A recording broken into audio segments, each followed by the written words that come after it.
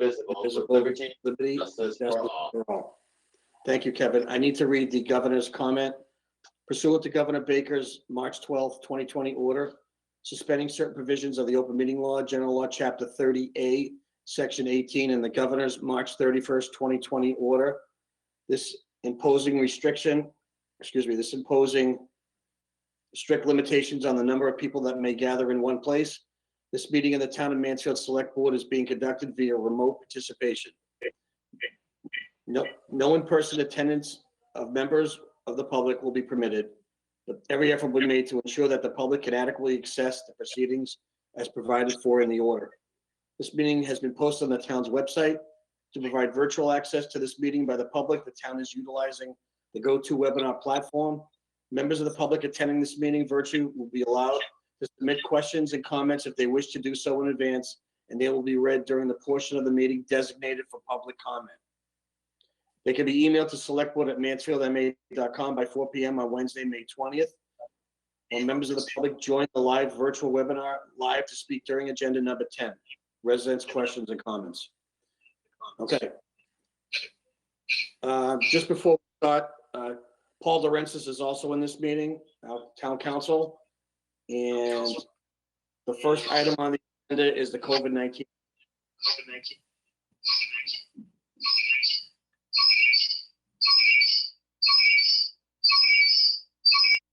Can we make sure that everyone's on mute, please? Excellent, thank you. I'm looking at the attendee list. I do not see Chief Justin DeRogers. Carrie, can you verify whether or not he's on for me, please? He is not on, but he texted me that he is going to be on in a minute. So, if you could Mr. Chair, while we're going through that, may I ask that you take number 3 first, please, while I just touch base with the chief? You just want to unmute, Mr. Chair?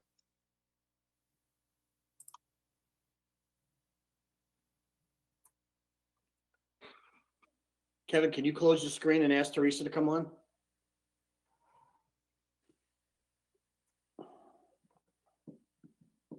Teresa, if you could turn on your webcam, perfect. Thank you. Yes. You're on, Madam Superintendent. Thank you, Mr. Chairman. Thank you for having me on this evening. I am here requesting permission to have a parade in town. As you know, our Mansfield High School seniors were supposed to graduate on June 7th. And we have surveyed family members and students and families are really hoping that at some point during the summer, we'll be able to have a traditional graduation. With that hope in mind and continuing to plan for that possibility, we still want to recognize our seniors on June 7th, which would have been their special graduation day. So what I've come here tonight asking from you is approval to have a parade of seniors. So on June 7th at 1 o'clock, we would have families in cars driving their senior through town. What we would do is we'd have the students and their families gather before 1, and they would park in the high school parking lot. Many of them already have a designated parking space. We would start them there. If they don't have a designated space, we would have them park in one of the teacher spaces. And we would lead the parade off at 1. We'd come out of the high school parking lot. We'd take a right on East Street so they could go through, the campus and see for some of them, several of the schools that they had gone through over the years. Then we'd go down on Park Street. We'd take a right on Main Street and we would travel through the downtown business area, work our way down to the lights at 106, take a right on that street and work our way back towards the public safety building, where the parade would start to break off as some families bring their students back home to East Mansfield, and others would take that turn past Mansfield Green and work their way past the high school once again. What we're looking to do is have a family member drive the car The student would be in his or her cap and gown, and they will be invited to decorate their caps, and they'll drive through town. We would also invite, if this meets with your approval, we would invite our downtown business community to perhaps decorate their storefronts as a celebration of our high school seniors. Again, this is not to take the place of it's not to take the place of graduation. We are looking towards a graduation later in the summer, but it would be really a way to recognize the students on a day that would have been their high school graduation day. So with that, I'm here. I can take any questions that you might have, and then I am seeking your approval to move forward with this parade permit. Okay, Superintendent. I'm really happy to see that you and your team have worked so hard to put something together, to do something for the seniors so they have something to remember. With that, I will see if any of my colleagues have any questions. Neil, you're the first one on the row, so why don't you give it a shot? Okay, thank you, Jess. Hi, Teresa. I think it's, a great idea. Certainly nice to see, give them the opportunity to celebrate something on June 7th. I just have a couple of questions, which I'm imagining public safety and others will take care of these things, but I'll just mention them in case they haven't thought of these things. So as far as safety is concerned, are you giving instructions on, because I've seen some of these birthday parades going through town. I saw a group of teenagers going through my neighborhood where kids were sitting on the back of a convertible, on the back top, which didn't look too safe to me. I wouldn't want to see Certainly. people going down Route 106 like that. So that was one concern. And do you anticipate people are going to be gathering on the sidewalks to watch? If so, I would just, maybe in the communications, we could stress that it's a big parade route and you don't need to go like downtown. You can go anywhere along that route. But those are a couple initial thoughts I had. Those are very good points, and I especially like the one about everyone does not have to be downtown. Certainly, safety is going to be first. And we had worked through this plan and proposed it to the COVID-19 task force. And so on that day, Amy Donovan-Palmer was in attendance, Christine Dooling, Chief Salon was in attendance, Chair Aptowitz was in the attendance, our town manager and assistant town manager. Fire chief was not there that particular day. So we have run it by the task force. So they have given us some thoughts about how we can assure social distancing, as well as some of the safety pointers that you have brought forward. The route was kind of a combination effort. Our school resource officers recommended the route. Chief Sellen put his stamp of approval on it. So certainly those are valid points that you've made, and we will attend to them. Okay, and then, it wouldn't be me if I didn't mention trash. It's just the other concern is, and I saw that in your notes, your application, that you're aware of that, but I've seen a lot of people, attach streamers to their cars, and that's fine. I have no problem with that. But if they are falling off the cars, then we might have, I don't know if there could be like a quick kind of someone to go through the route afterwards and clean up anything that may have dropped off one of these vehicles. A cleanup That's all group, I have. absolutely, we can attend to that. Thank you. Yeah, but otherwise, I think it's a great idea, and I hope to see it, watch it myself. So thank you. Thank you. Frank? Thank you, Mr. Chairman. Maybe you can add Mr. Ryan to the parade list, and he can follow the parade. I think this is a great idea. I'm glad, I'm sure that everything's been run through public safety. The connection with Mansfield High School for the students. I know I have two children who went through the schools, a few years ago now, and it's special. And anything you can do to keep it going and hopefully into an actual graduation ceremony, which is a fantastic experience. The electricity is just amazing, is great. Hopefully this is the worst disconnection that our students go through in their lives. But having said that, it is a missed opportunity, and thank you for doing this. As a parent, as a former school committee member, I appreciate it, and I know the students really will, as will their parents. Thank you. I think they will. When the principal surveyed students for what was most important to them for graduations and ceremonies, they said it was being together. So I think that this can, in a socially distanced way, be able to hopefully meet that goal. So thank you. Thank you. Mike? I think it's a great idea. Anything we can do to celebrate the success of the seniors. There's been very few bright spots this spring. And I think this is something that will be a bright spot, not only for the students, but for the residents as well. So anything we can do to assist, I'm all for it. Thank you. Thank you. Steve? Yeah, thanks, Teresa. This is a wonderful idea. I have participated in the organized birthday parties on Saturday morning, and the only person I see not in a belt is someone playing the saxophone outside of the sunroof of the car. I presume that the families and the kids will be in their seatbelts, or do you think that's okay if they're doing 10 miles an hour? What do you think? Well, I would leave that to our public safety officials Okay. to respond. Yep, yeah, I And mean, that makes sense. we'll broach that question.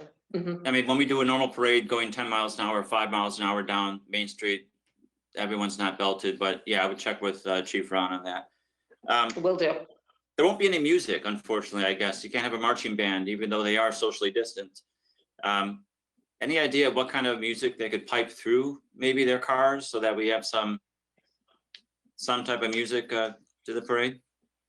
That's a great idea, and I will bring that back to the high school administrative team and particularly to our performing arts team. Yeah. Great question, and I think Okay. that would definitely add to it. And two more questions on the route. So I'm assuming that the spectator section starts kind of like at Park Street and then goes all the way up Main Street, and probably not 106. You probably wouldn't want to do the spectator section. Okay. Any reason to, now I know it's my own neighborhood, but I don't care. 400 cars to my neighborhood, one time's no big deal. They could turn at the old fire station and stay away from 106 with, all the traffic as well as the safety of not being belted. Maybe they can break their way through the neighborhood back to the school that way, just to keep from being on 106 itself. Just a thought, we want to keep people safe and keep traffic at a standstill, or not to be a standstill. And I don't mind, 400 cars in my neighborhood for one Sunday afternoon. It's not a big deal, but no, excellent idea. Maybe it'll become a tradition even without a pandemic. That would be fun. Thank you. Thank you.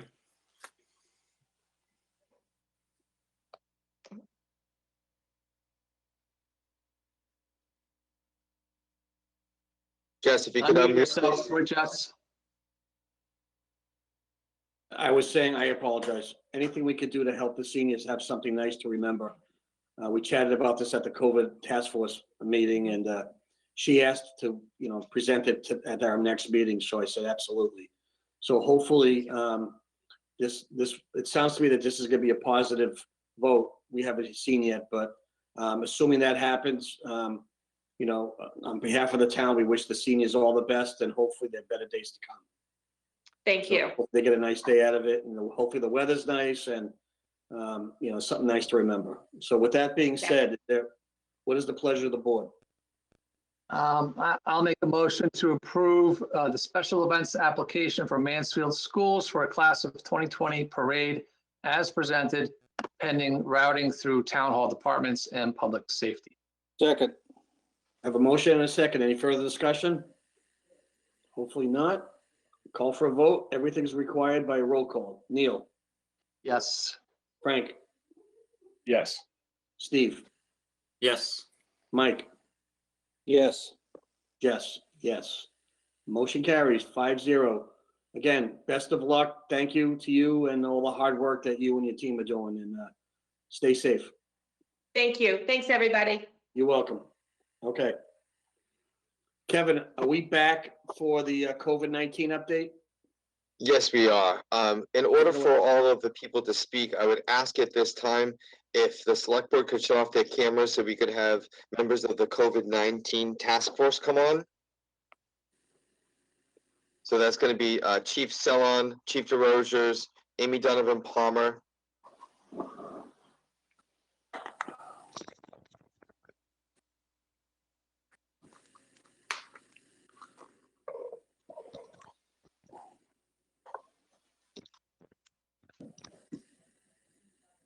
Chief Justin, are you able to turn on your camera? It is not letting me. I'm having a lot of technical difficulties. Can you hear me? Yeah, We can hear you. we can hear you. I had to revert to the phone app because my laptop's not working properly. Okay.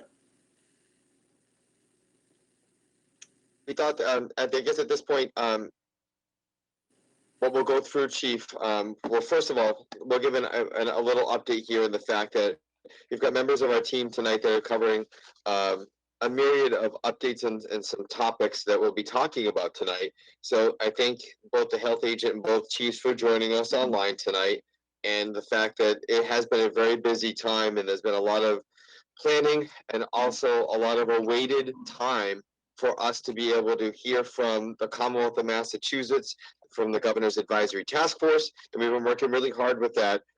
So at this point in time, I thought it was a good refresher to be able to see where we started and where we're going. And I know, Chief Justin, you had some information that you wanted to go over with us tonight. So if we could just do that recap first, and then at that point, we'll be turning it over to our health agent, Amy Donovan Palmer, to be able to give an update on public health and some of our reentry plans that we're working on. Sure. Good evening. I have a few more numbers than the usual update. I ran a bunch of reports today, so I have a complete update for everybody. So far, since the beginning of the COVID outbreak, we've had 147 persons test positive here in Mansfield. There's currently 29 persons that have tested positive that are currently positive and under isolation. There's 105 persons that have recovered from the COVID-19, and there's 13 people who have deceased from COVID-19. The first person that tested positive was on March 13th. That was the start of our positive tests in Mansfield. In March, there was 28 positive cases. In April, there was 89 positive cases. And so far in May, there's been 30 positive cases. After running all the data, the peak in Mansfield was on April 17th. That's on April 17th, we had 20 cases who reported that their symptoms started on that day. That was by far the largest one. The next one was about 6 cases in one day.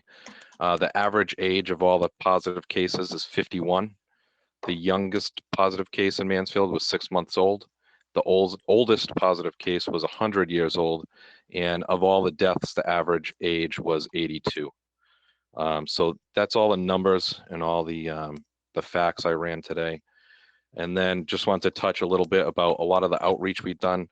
We worked extensively with the Council on Aging after they closed to make sure that all the elderly population in town could continue most of the services. We worked with the people who do the Meals on Wheels to make sure they were safe and their clients were safe while they were getting the meals.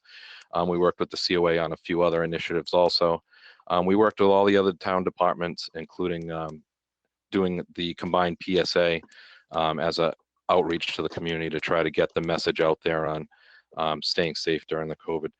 We've had a lot of positive comments come back, and we've had a lot of questions between me, myself, Chief Sellon, and everybody else in the town administrative section have stepped up to help answer. And that is all I have for right now. All right, Chief, thank you very much.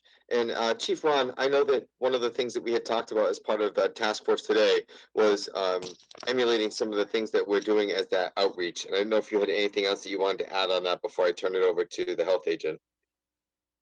Yeah, so thank you, Mr. Dumas. I thought that this would be a good opportunity to talk about a number of the things that we, going backwards in time, took into account when we began this process of coordinating a response to the pandemic of COVID-19.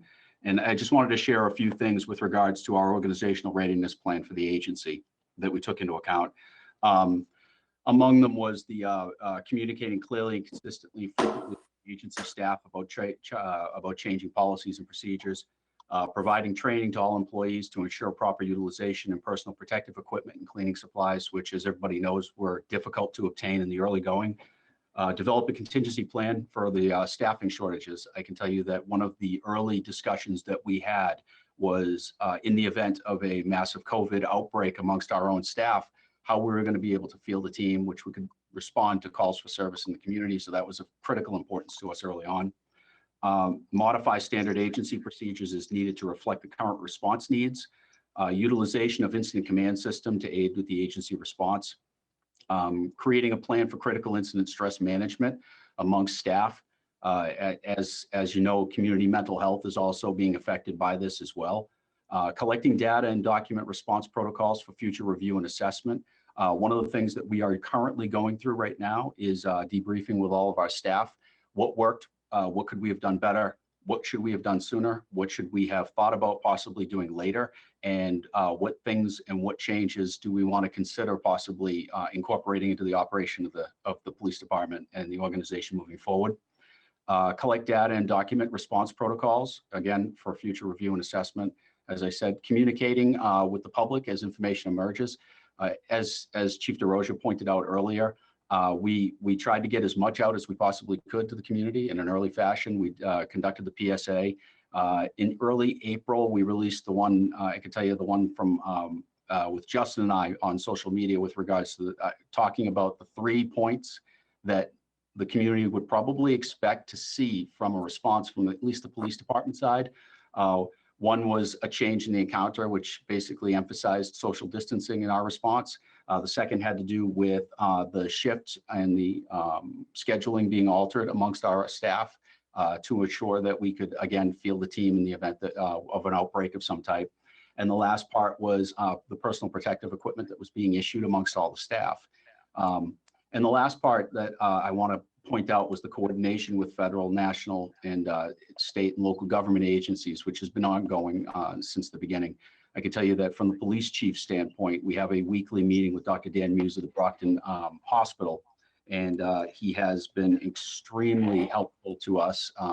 Chief DeRosa is a lot more familiar with him than I am, but he's been incredibly helpful for us as we have managed, reacted, and tried to take as proactive steps as we possibly could with both the communities as well as our agencies.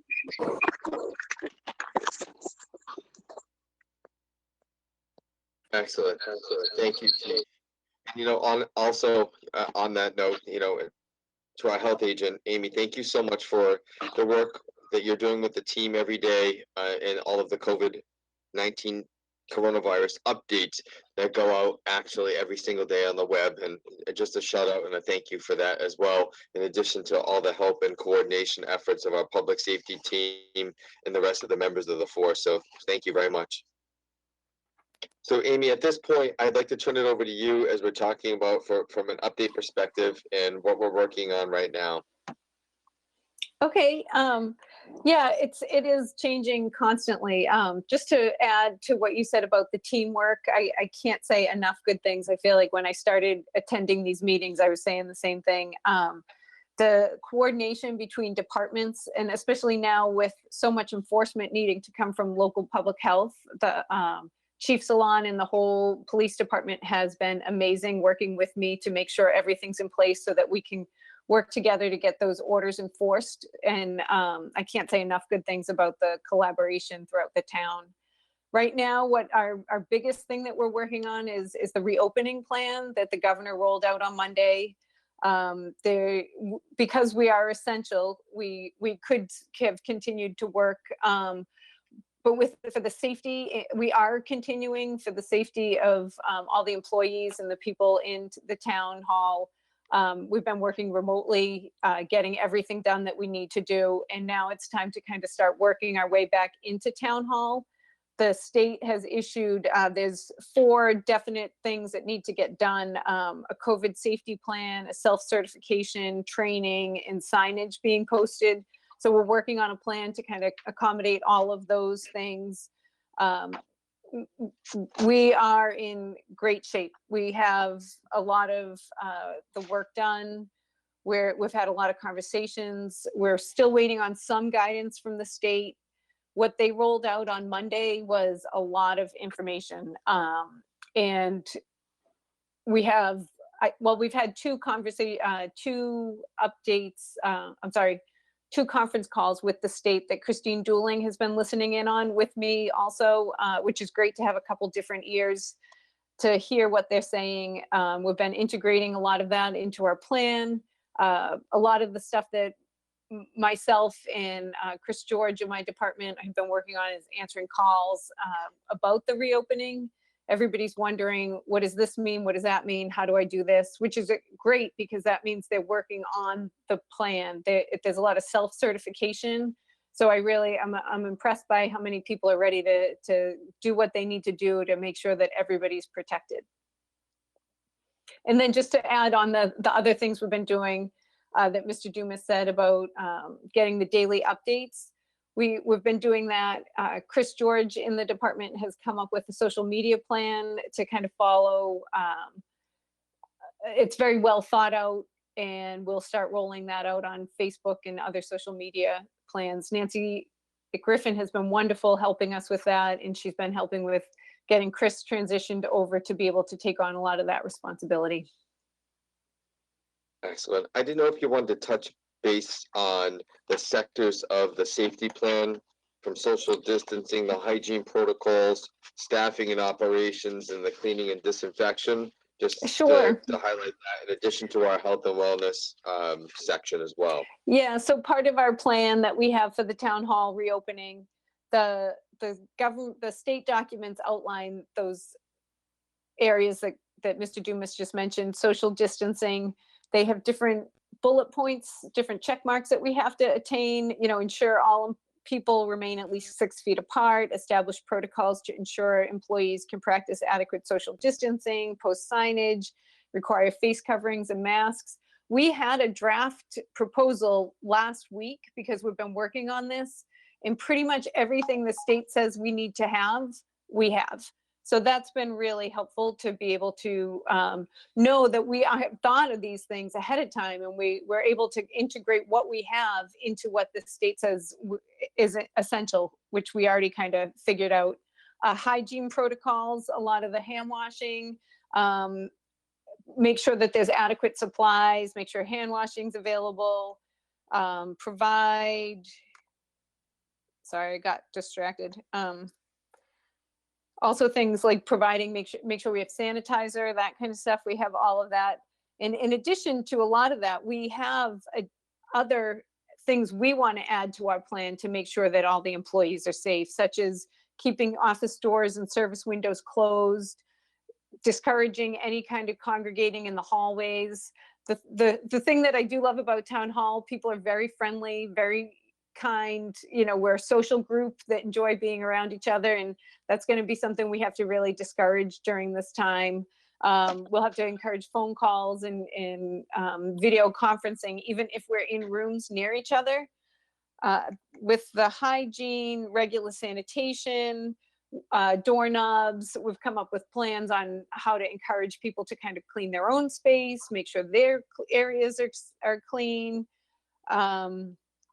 Also, we're discouraging people from just touching things that don't need to be touched. I think in the past 2 months, we've all become a little bit more comfortable keeping our hands to ourselves.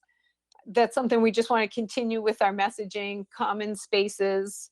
When it talks about staffing and operations, we've done a lot of work on configuring town hall to give people the space that they need to work as effectively and efficiently as possible without being too close to somebody else.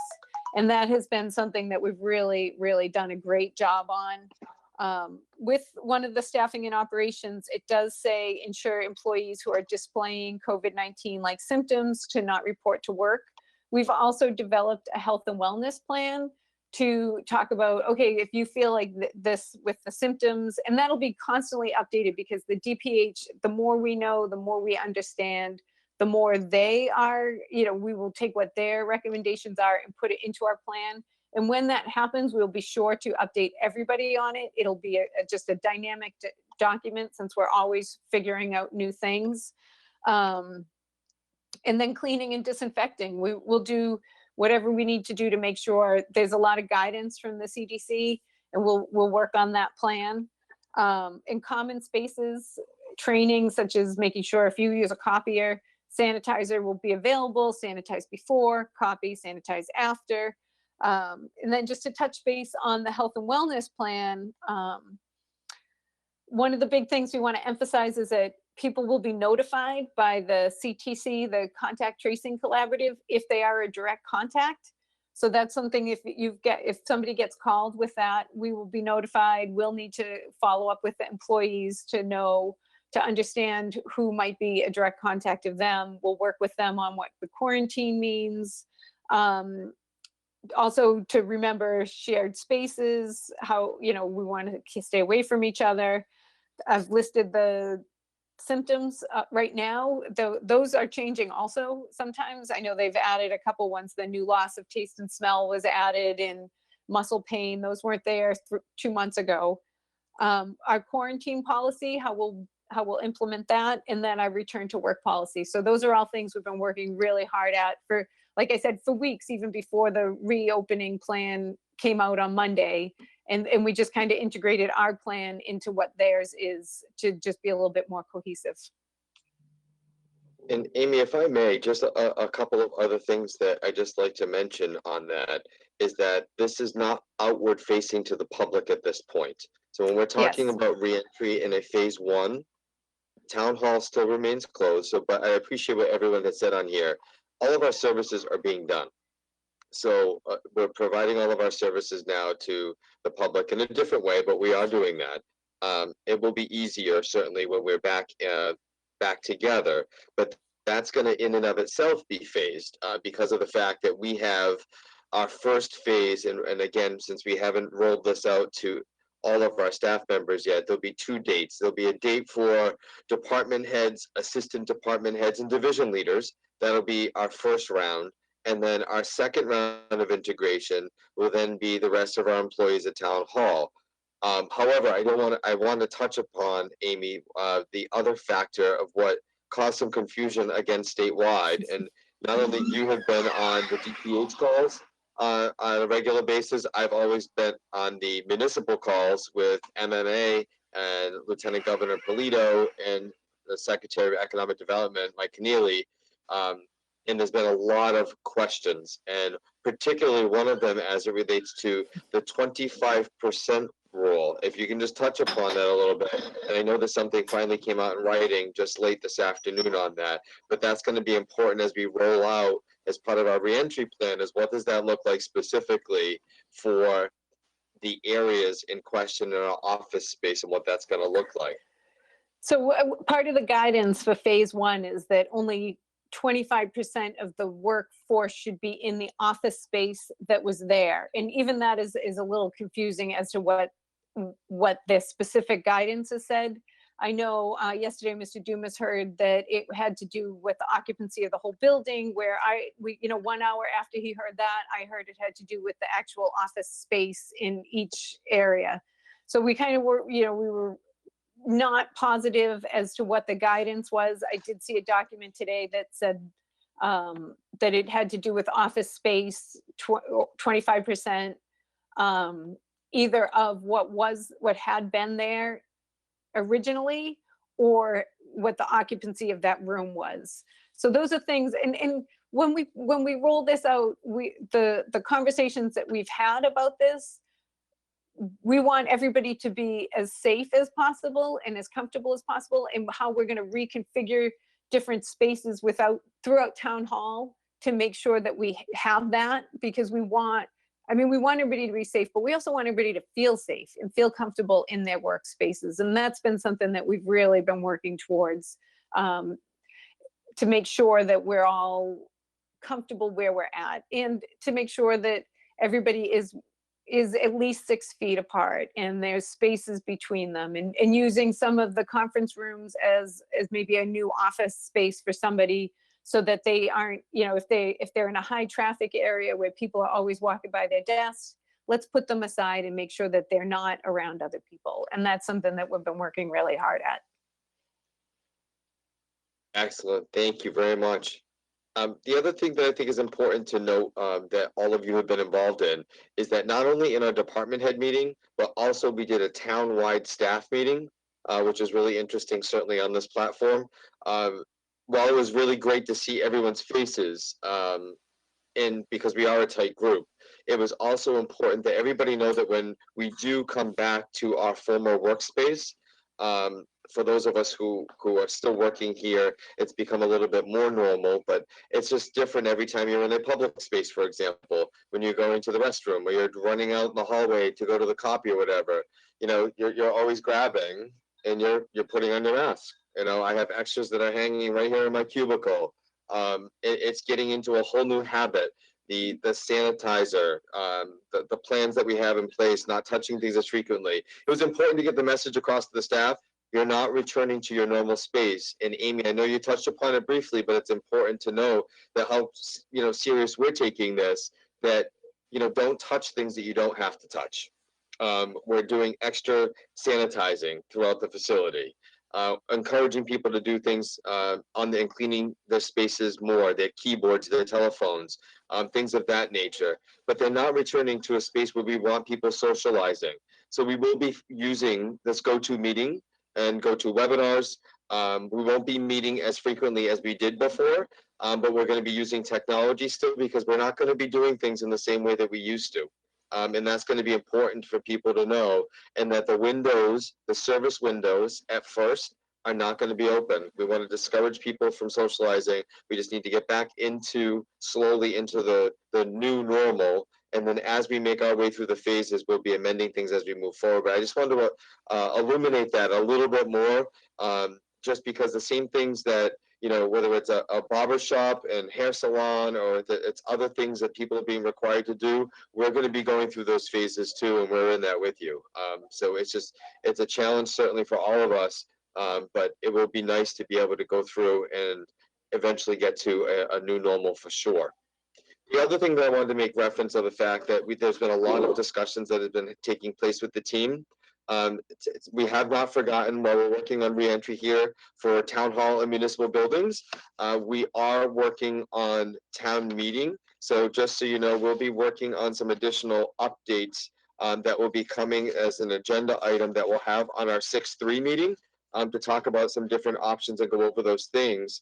But I just want to let you know that we are working on that. And we're making sure that we're pushing all of these things forward. And Mr. Lacasse will certainly have more updates on fiscal 20 and 21 budget and another agenda item tonight. But please know that the team is also working diligently on that as well. Team, I think that's it. Did we miss anything? All right, great. Nice job. Thank you very much. Mr. Chair, I'll turn it over to you. We can turn off our cameras, so all of you can come back, and if there's any questions at this time, we'll be happy to answer them. Thank you, Kevin. Okay, I will just ask the select board if they have any questions. I'll start this time with Steve. You're next, your first one. Thanks. Thanks, Mr. Chair. Thank you, everyone. That was great. Justin, thanks for that data. It speaks to me. I know a lot of people probably helped you with it as well. Just one question, is it available online, the information you just provided? It is not as of right now, but it could be tomorrow, yeah. Oh, that's fine. That's fine. I really appreciate the breakdown by month and the peak. That was, the residents need to know that. That was great. Amy, it almost feels like the reopening is much more work than the last 2 months. I mean, as you're going through that list, it was obviously draining. Just a few quick questions. I know earlier this week, churches reopened. Churches in town are working towards that. We got salons opening, next Monday or Tuesday, I think it is. Monday. Monday, yeah. And we have a lot of salons, as we all know. Do you get copies of their safety plans, or do you get copies of their self-certifications, or what happens with that? So what happens is when people have to self-certify, there's a list, and then they have to take a poster, put it in their wall, put it on the wall so it's visible to any kind of patrons and all the employees, that states that they've come up with the plan, they've followed, they're ready to go. And then if there's any kind of a investigation by me would be complaint driven. So if an employee or a customer said this isn't being followed, that's how we do it.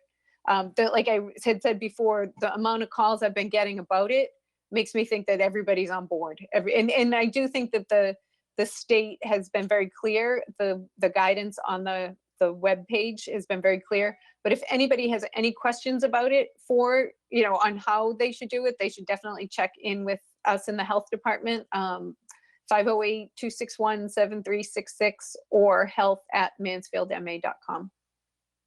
Great. Yes, the reopening plan the governor put together, I know it was kind of announced quietly or last minute on Monday rather than giving people a heads up, but I thought it was brilliant. And I think it allows you and the staff and companies to work well with them as well. A couple last questions. As we reopen slowly under the 2 phases, and I appreciated the way you put that, Kevin.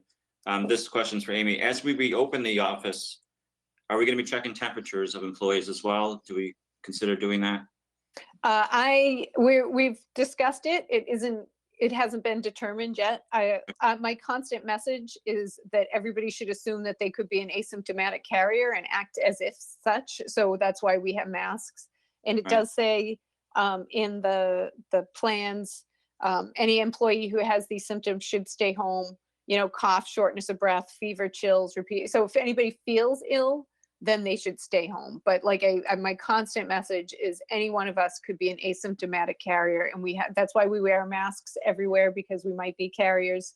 So although I appreciate temperature checking, my emphasis is we have no idea. And so we need to act as if we all could be carriers. Yeah, that was something the offices across the country where I work were considering as well, and they haven't decided yet how that's going to happen. A couple questions for Kevin. Do you feel like we're going to move towards like a curbside approach at some point when residents and others doing business with the town can interact with individuals at town hall, do you think? So there is, to a certain extent, that's happening now. So for example, there's still things that are happening. The town clerk's office still has to process, there's marriages that are happening, right? And those things can't be mailed. So there are things and exchanges that can be done safely through the front door. And in order to be able to make sure that we're going to someone, and again, making sure that the person is healthy, that they're not showing any symptoms before they even come to the building. So there already is some exchange things going on, but for the things that are as easy as possible, we are using the Dropbox more than ever before. So that any type of things that need to be dropped off for us to process, we can process. And if we have to get something back to a person, we are making arrangements for those things. Yeah, it seems like we need a bigger Dropbox. But one last question. We have a lot of conference rooms. Well, okay, 3 conference rooms now in town hall that aren't being used at all for quite a long time. Are you going to try and spread out the employees in there so you can maybe bring a few more back then? So that was touched upon just briefly. There are some offices in our building, as you know, that have multiple staff members in an area that's smaller than what the recommended 6 feet distance is away from everyone. So we would look on the phasing plan that when we can phase people back into the building safely, that we would look at repurposing some of them. Long term, until there's a vaccine, we're looking at only using 3AB. And we'll be repurposing 2AB probably into 4 office spaces with some type of curtains and things that are separating. So we'll probably convert 2AB into 4 office spaces. And most likely that would resolve most of our issues on level 2. And that with some rearranging of things in level 1 with one of our offices that has 3 staff members within an area, by repurposing a very tiny conference room on floor 1 into an office, we're thinking that we can be able to accommodate that safely as well. So our main conference room, for example, that's going to be in use till further notice, will be 3AB when we have to meet, that we can properly space out in that space. Great. Now I'll leave it to the chair to decide, but obviously we don't need our small little conference room anytime soon either. So no, I appreciate everything that you guys are doing. I definitely, Kevin, appreciate you bringing both chiefs here and Amy as well. A lot of hard work. It seems like the reopening is going to be more work than the last 2 months, but forward-looking work is always more positive than what we dealt with the past 2 months. So I appreciate it. Thank you. Thanks. Thank you, Neil. Mr. Chair. You're welcome. Neil? Yeah, thank you, Amy, for and the chiefs for your updates. I just have one quick question. I know that probably the stuff's all spelled out in the states, the governor's reopening plans, such as they are, but just for all the parents out there, do we have any idea with the Mansfield Parks and Rec, like the summer camps, and when a decision will be made as to if those things are going to happen or not? I can, oh, let me think for a minute. In the call that we had yesterday with the state, they were saying that there should be guidance, that it might be phase 2 for that kind of camp. So right now the governor's saying every phase will be at least for 3 weeks. So, so that would be mid-June to be able to move on to phase 2. We should be getting guidance this week on what camps would have to do to be able to open. And on top of, I don't know if anybody's familiar, but there is a lot of regulations around recreational day camps. So we license them every year anyways. They have to jump through hoops to be able to open to start. So I think that this will just be adding to a lot of the stuff that they have in place and be able to open for phase 2. So that's all I know right now. We were told yesterday it should be coming within the next few days. Okay, thanks. And would the same kind of guidance apply to the various Parks and Rec departments, movies on the Common, the Great Duck Race? And that could always be postponed, I assume, but the other regular activities that are not necessarily camps. Yeah, in that the Parks and Rec director sent me a list of questions she had this morning, and I keep trying to get to it. And my last email of the day was to her saying, I'm trying so hard. And so I want to make sure that I have all of the facts right, and I cite everything that comes from the state to be sure that any direction I give her, it has some kind of a backup, not just a guess or an I feel like.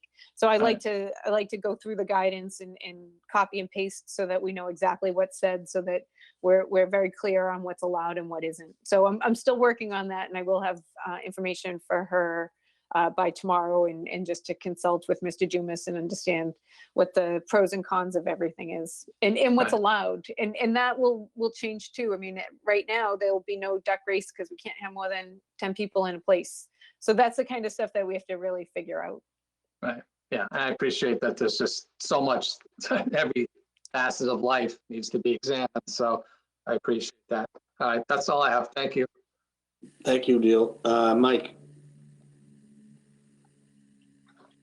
No, I just want to say thank you to Amy, Chief Sellon, Chief DeRozier, Kevin, and Barry. As I've said at numerous meetings, we plan for things of emergency nature, but this is something nobody could have planned for, and we're all trying to muddle our way through this, and do the best job that we can. So I appreciate all your hard work that you've done. Thank you very much. Thank you. Frank? Just to echo Selectman Trowbridge's comments, these are uncertain times, and those of us like myself who are mostly sitting at home working that way feel a sense of uneasiness. So I think the thoroughness and the thought process that our staff and our professionals are putting into serving the town is comforting, and it's very appreciated. We've learned so much. I mean, back in mid-March, some were saying, if you feel well, you should go to our local businesses and restaurants and frequent them. And now we know, talking about when the staff comes in, they should act as if they're asymptomatic. So the knowledge base has really grown, And as much as is possible, I think we've tried to keep up with it. And when I say we, I mean the professional staff, because we are really relying on their expertise, their experience, and their knowledge. Thank you, Mr. Chairman. Yeah, thank you. Just two quick questions. The issue about wearing masks.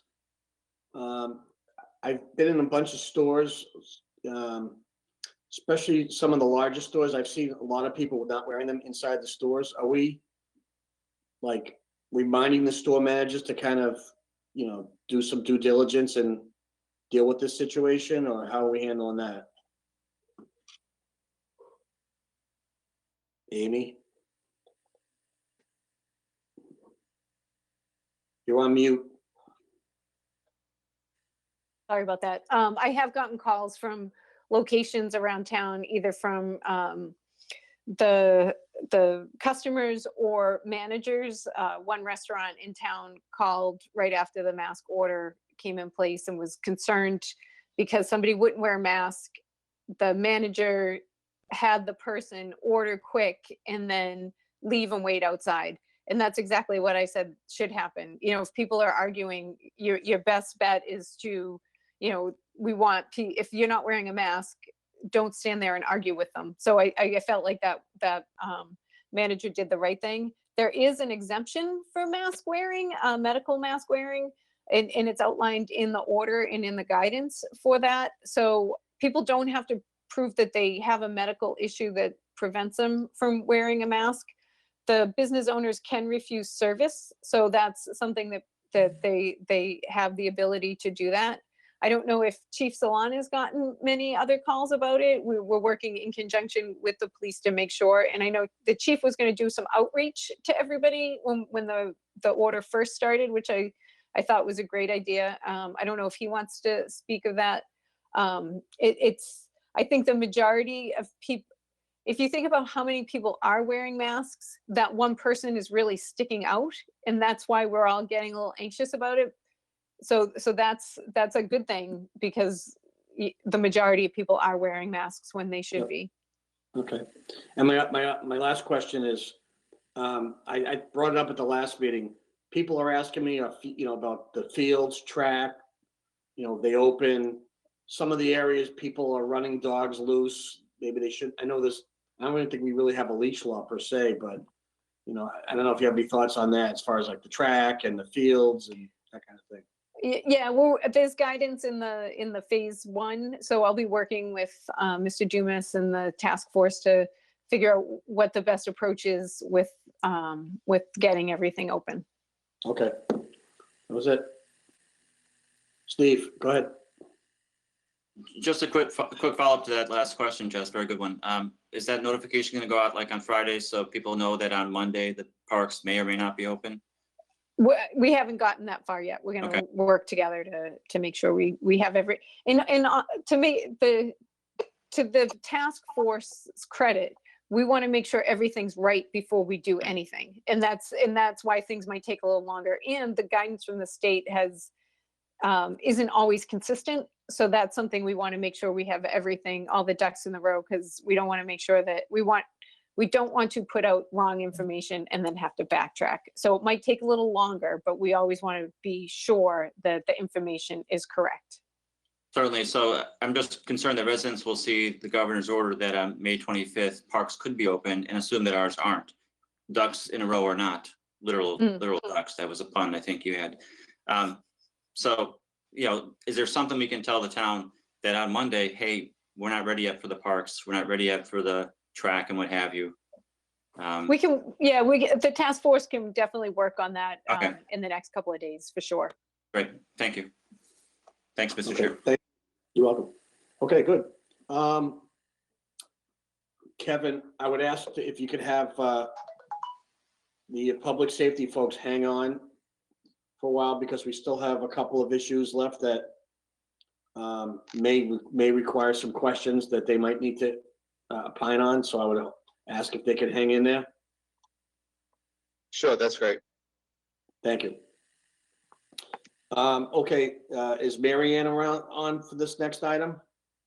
Yes, she's having connectivity issues, but she is on audio. Okay.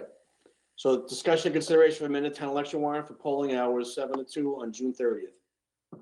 Okay. Marianne, is your mic unmuted? I believe it is. Can you hear me? Perfect. Yeah, I sure can. Thank you. Just to start off on this, I think it's important to note, just for some things that we've seen out there in either social media land or some questions that have started to come in. The most important thing is that when there are issues that come up, we put items on the agenda, we want to talk about them and then see what your thoughts are on them. And that's particularly what this is tonight. And this started off particularly in two separate requests that came from the town clerk inquiring about election hours as a whole. The Clerks Association been sharing information as it relates to things that other towns and cities may be considering due to the fact of the COVID-19 pandemic. There have been concerns expressed by poll workers. There's also been a considerable amount of concerns expressed by the general public that has brought this issue up for discussion for this evening. So we wanted to be able to make sure that you knew where it started and why we would like to be able to talk about this. And that for us, it doesn't matter if you choose to take this item up for consideration. It's not so much the particular schedule of hours. It's either the fact, either it remains exactly as it is today, which is the exact warrant article, the warrant for the election that was approved by the select board by all of you 4 months ago. If that stays the same, it would be still 7 a.m. to 8 p.m. If there would be some other consideration that would be made, then there would be a requirement for us to be able to go through and post a new warrant with a new election time. One of the things in preparation for tonight's meeting, the town clerk and I had spoke with town council, and that's why Paul Durentis is on the call tonight in case there were specific things that come up. But the things that came up from town council that in dealing with the state particularly, originally thought that perhaps there's an opportunity to do strictly a morning session, a break, and then an evening session. That way providing an opportunity, for example, let's say I'm hypothetically 7 to 10 in the morning and 5 to 8 at night, which we thought would have covered a morning cycle, an evening cycle, provide a break, a safe break for the employees, limiting the amount of exposure of our poll workers, whoever they may be, to the general public, and also limiting the exposure to the public themselves. Because one of the things from a public health perspective is that whether this is town meeting or whether this is the election, we're creating an environment that is a spreading opportunity with a large number of people. So providing that type of an opportunity would have been, I think, really the best of a scenario. However, the state said that you have to have a continuous minimum of 4 hours, whatever that 4 hours may be.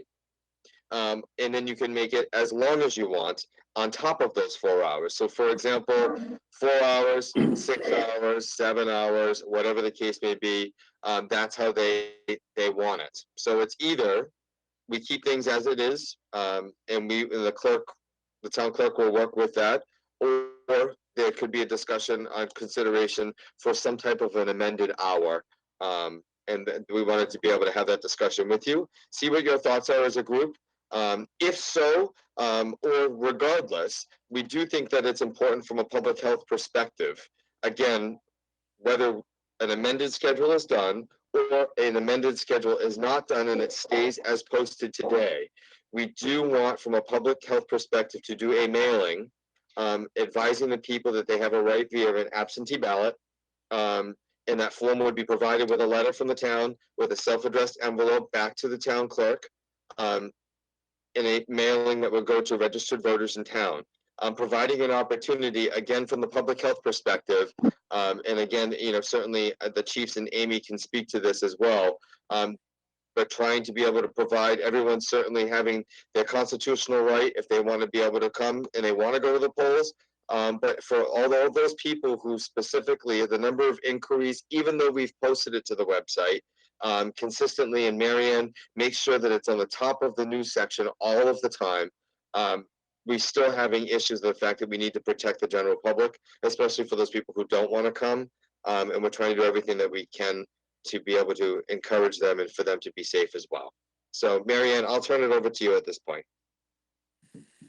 Thank you very much, Mr. Dumas. Good evening.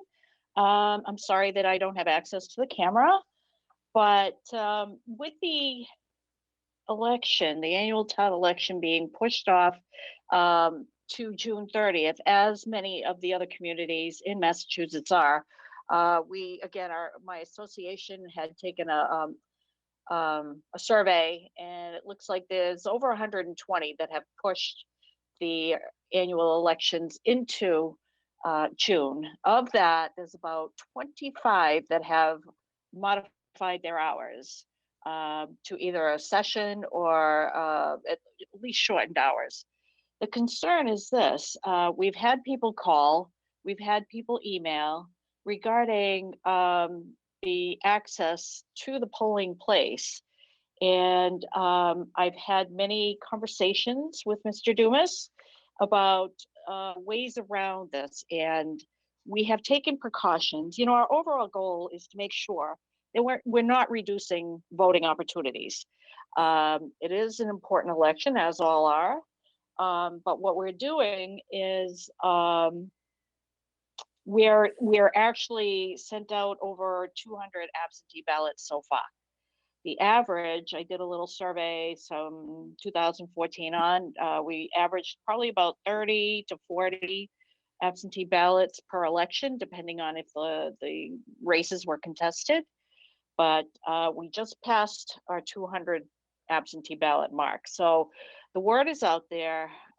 We are encouraging people to vote absentee if they feel any resistance at all to going to the polls.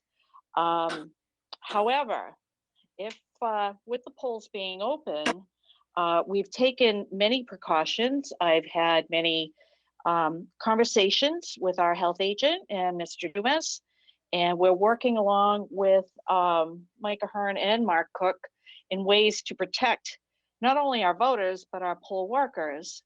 One of the concerns is the voting book. The voting book normally wouldn't be a concern because when they are relieved for breaks, whether it be dinner break, bathroom break, it's not a problem. You just, you know, somebody sits and takes care of the book while in your absence. The way things are now, it's been strongly recommended that only one person handle that voting book, the check-in book or the check-out book.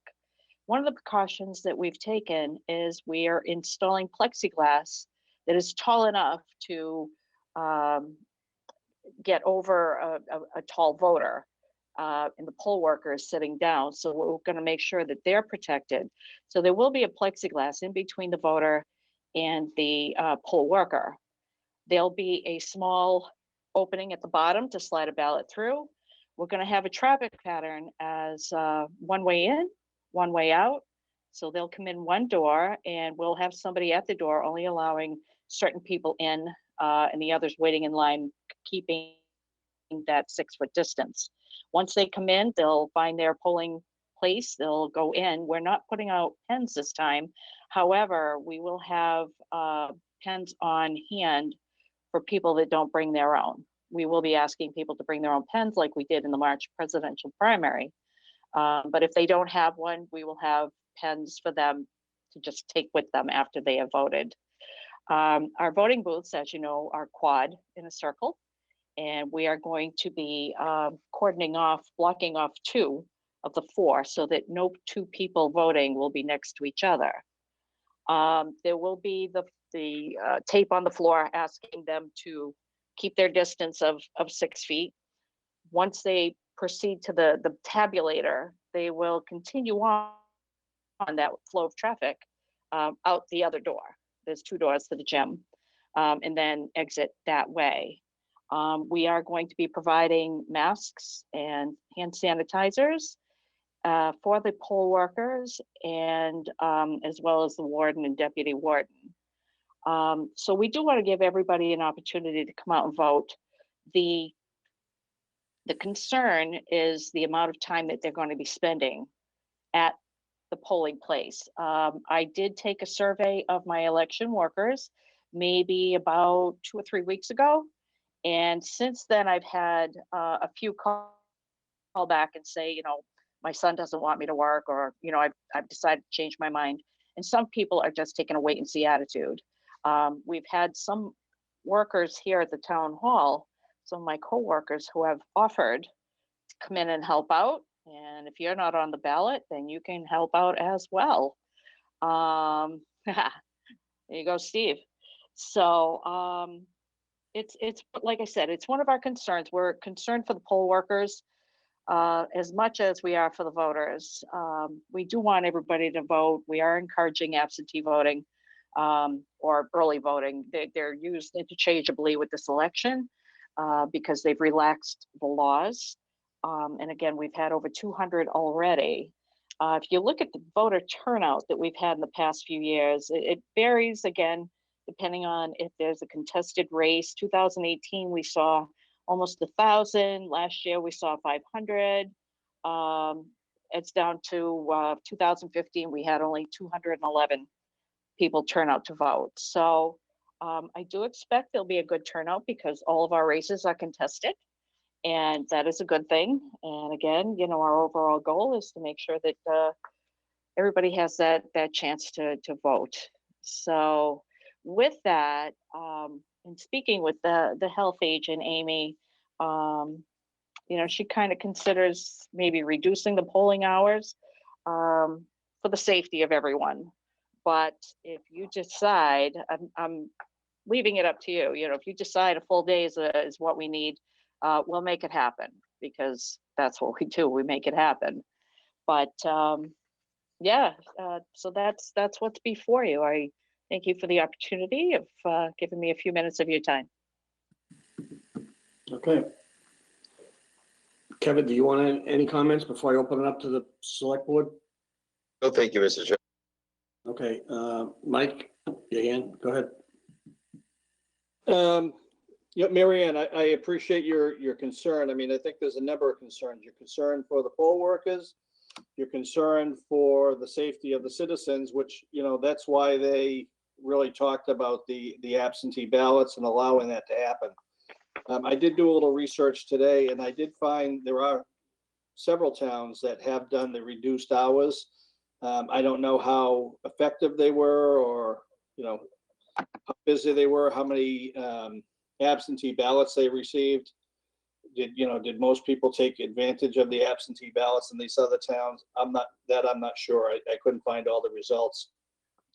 I do have the concern, though, what you were talking about one person sitting there at each book for the full day. And I also am concerned about finding the poll workers. Do you feel that you have enough poll workers that are actually not poll workers, but people volunteering at town hall, that you'll be able to cover the polls for that length of time? When I say I'm talking about full day. Right. Well, you figure it's a 13-hour day, but that's just sitting in the seat. That's not including the tallying at the end of the night. What do you do if they need to go to the restroom? We're not providing food like we normally do, so they're probably either going to have to bring their own and eat right at the table. This is one of the things that concerns me, is that they're going to be sitting for an extended amount of time with those books. So one of the things that is in the governor's new release is to have a good faith reduction. We can ask for a waiver for a reduction in poll workers in good faith.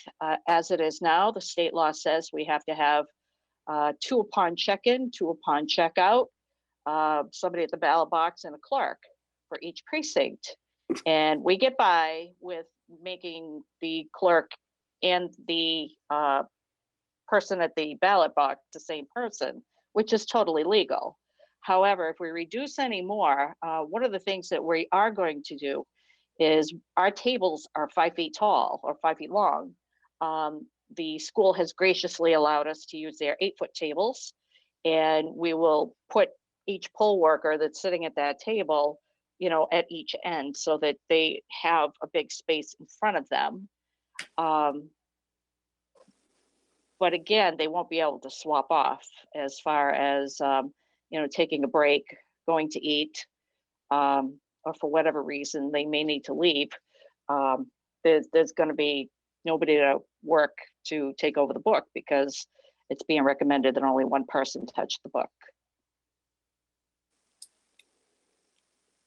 Okay, follow-up question on that. Is there some kind of a hybrid compromise where you could do something like 7 to 11, 4 to 8? That was one of the things that was determined we could not do. We had. Are you talking about for poll workers? For Or for the hours. shifts? I know Westfield did a split like that. Yeah, this- Plainville also has one, but we're being told that we can't do that. Are other towns being told that too, or just us?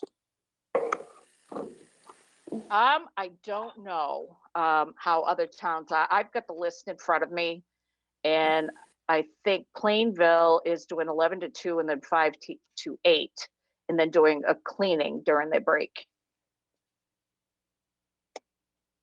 So that would Mike, be a if I can question for add to town that, council. we went through town council and town council talked to the election official at the state and they said no to that. Okay, all right. I mean, obviously the optimal thing would be to have all-day voting, but it's a great idea. But if you can't manage it, then we have a problem as well. So I'll chime out for now. I'm basically agreeable to anything that we can do to make work. Thank you. Thank you. Steve.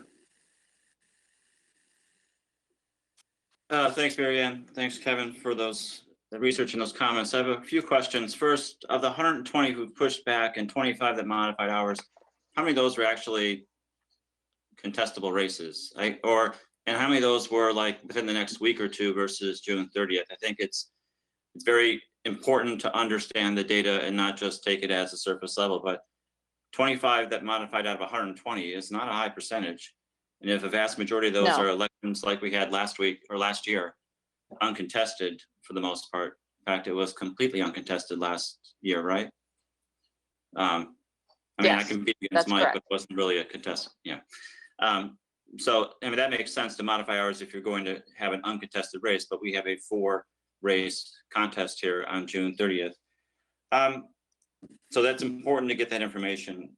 One of the things when this actually got a little more known yesterday in the town, I did get a lot of calls. And what was surprising, I got a lot of calls from people just like me who would be willing to take the day off and help. I'll be happy to help. My wife would be, in I'll fact, have you. my wife will be happy to help and I'll watch the kids. How about we compromise that way?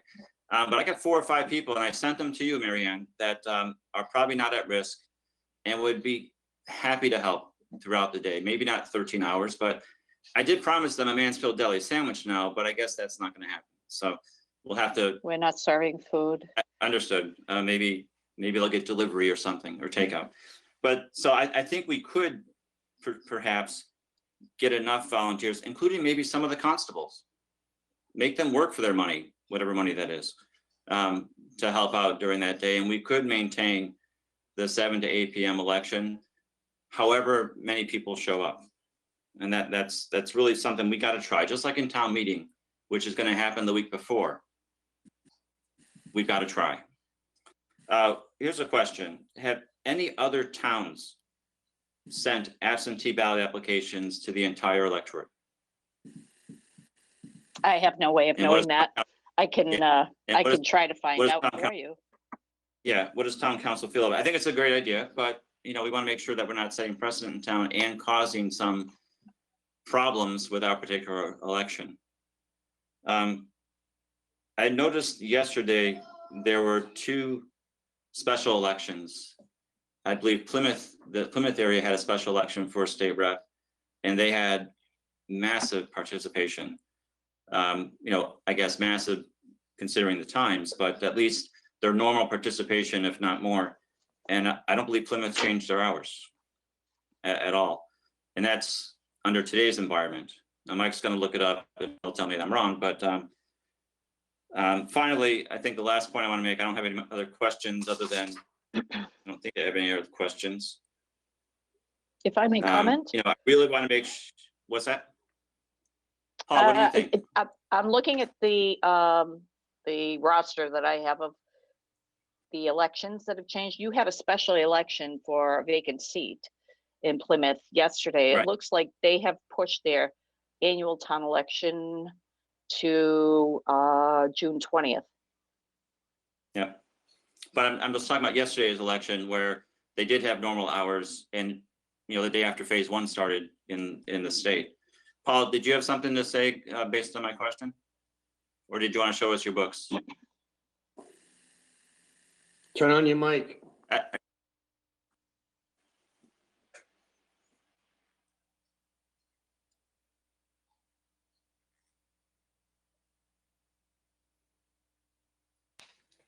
Can you hear me now? Yep. Yes. I have a whole bunch of information from the state, some of which responds to Steve's question, some of which responds to other comments that were made. So at some point, if you could allow me to speak, I maybe could contribute to the. Go ahead and I'll carry on.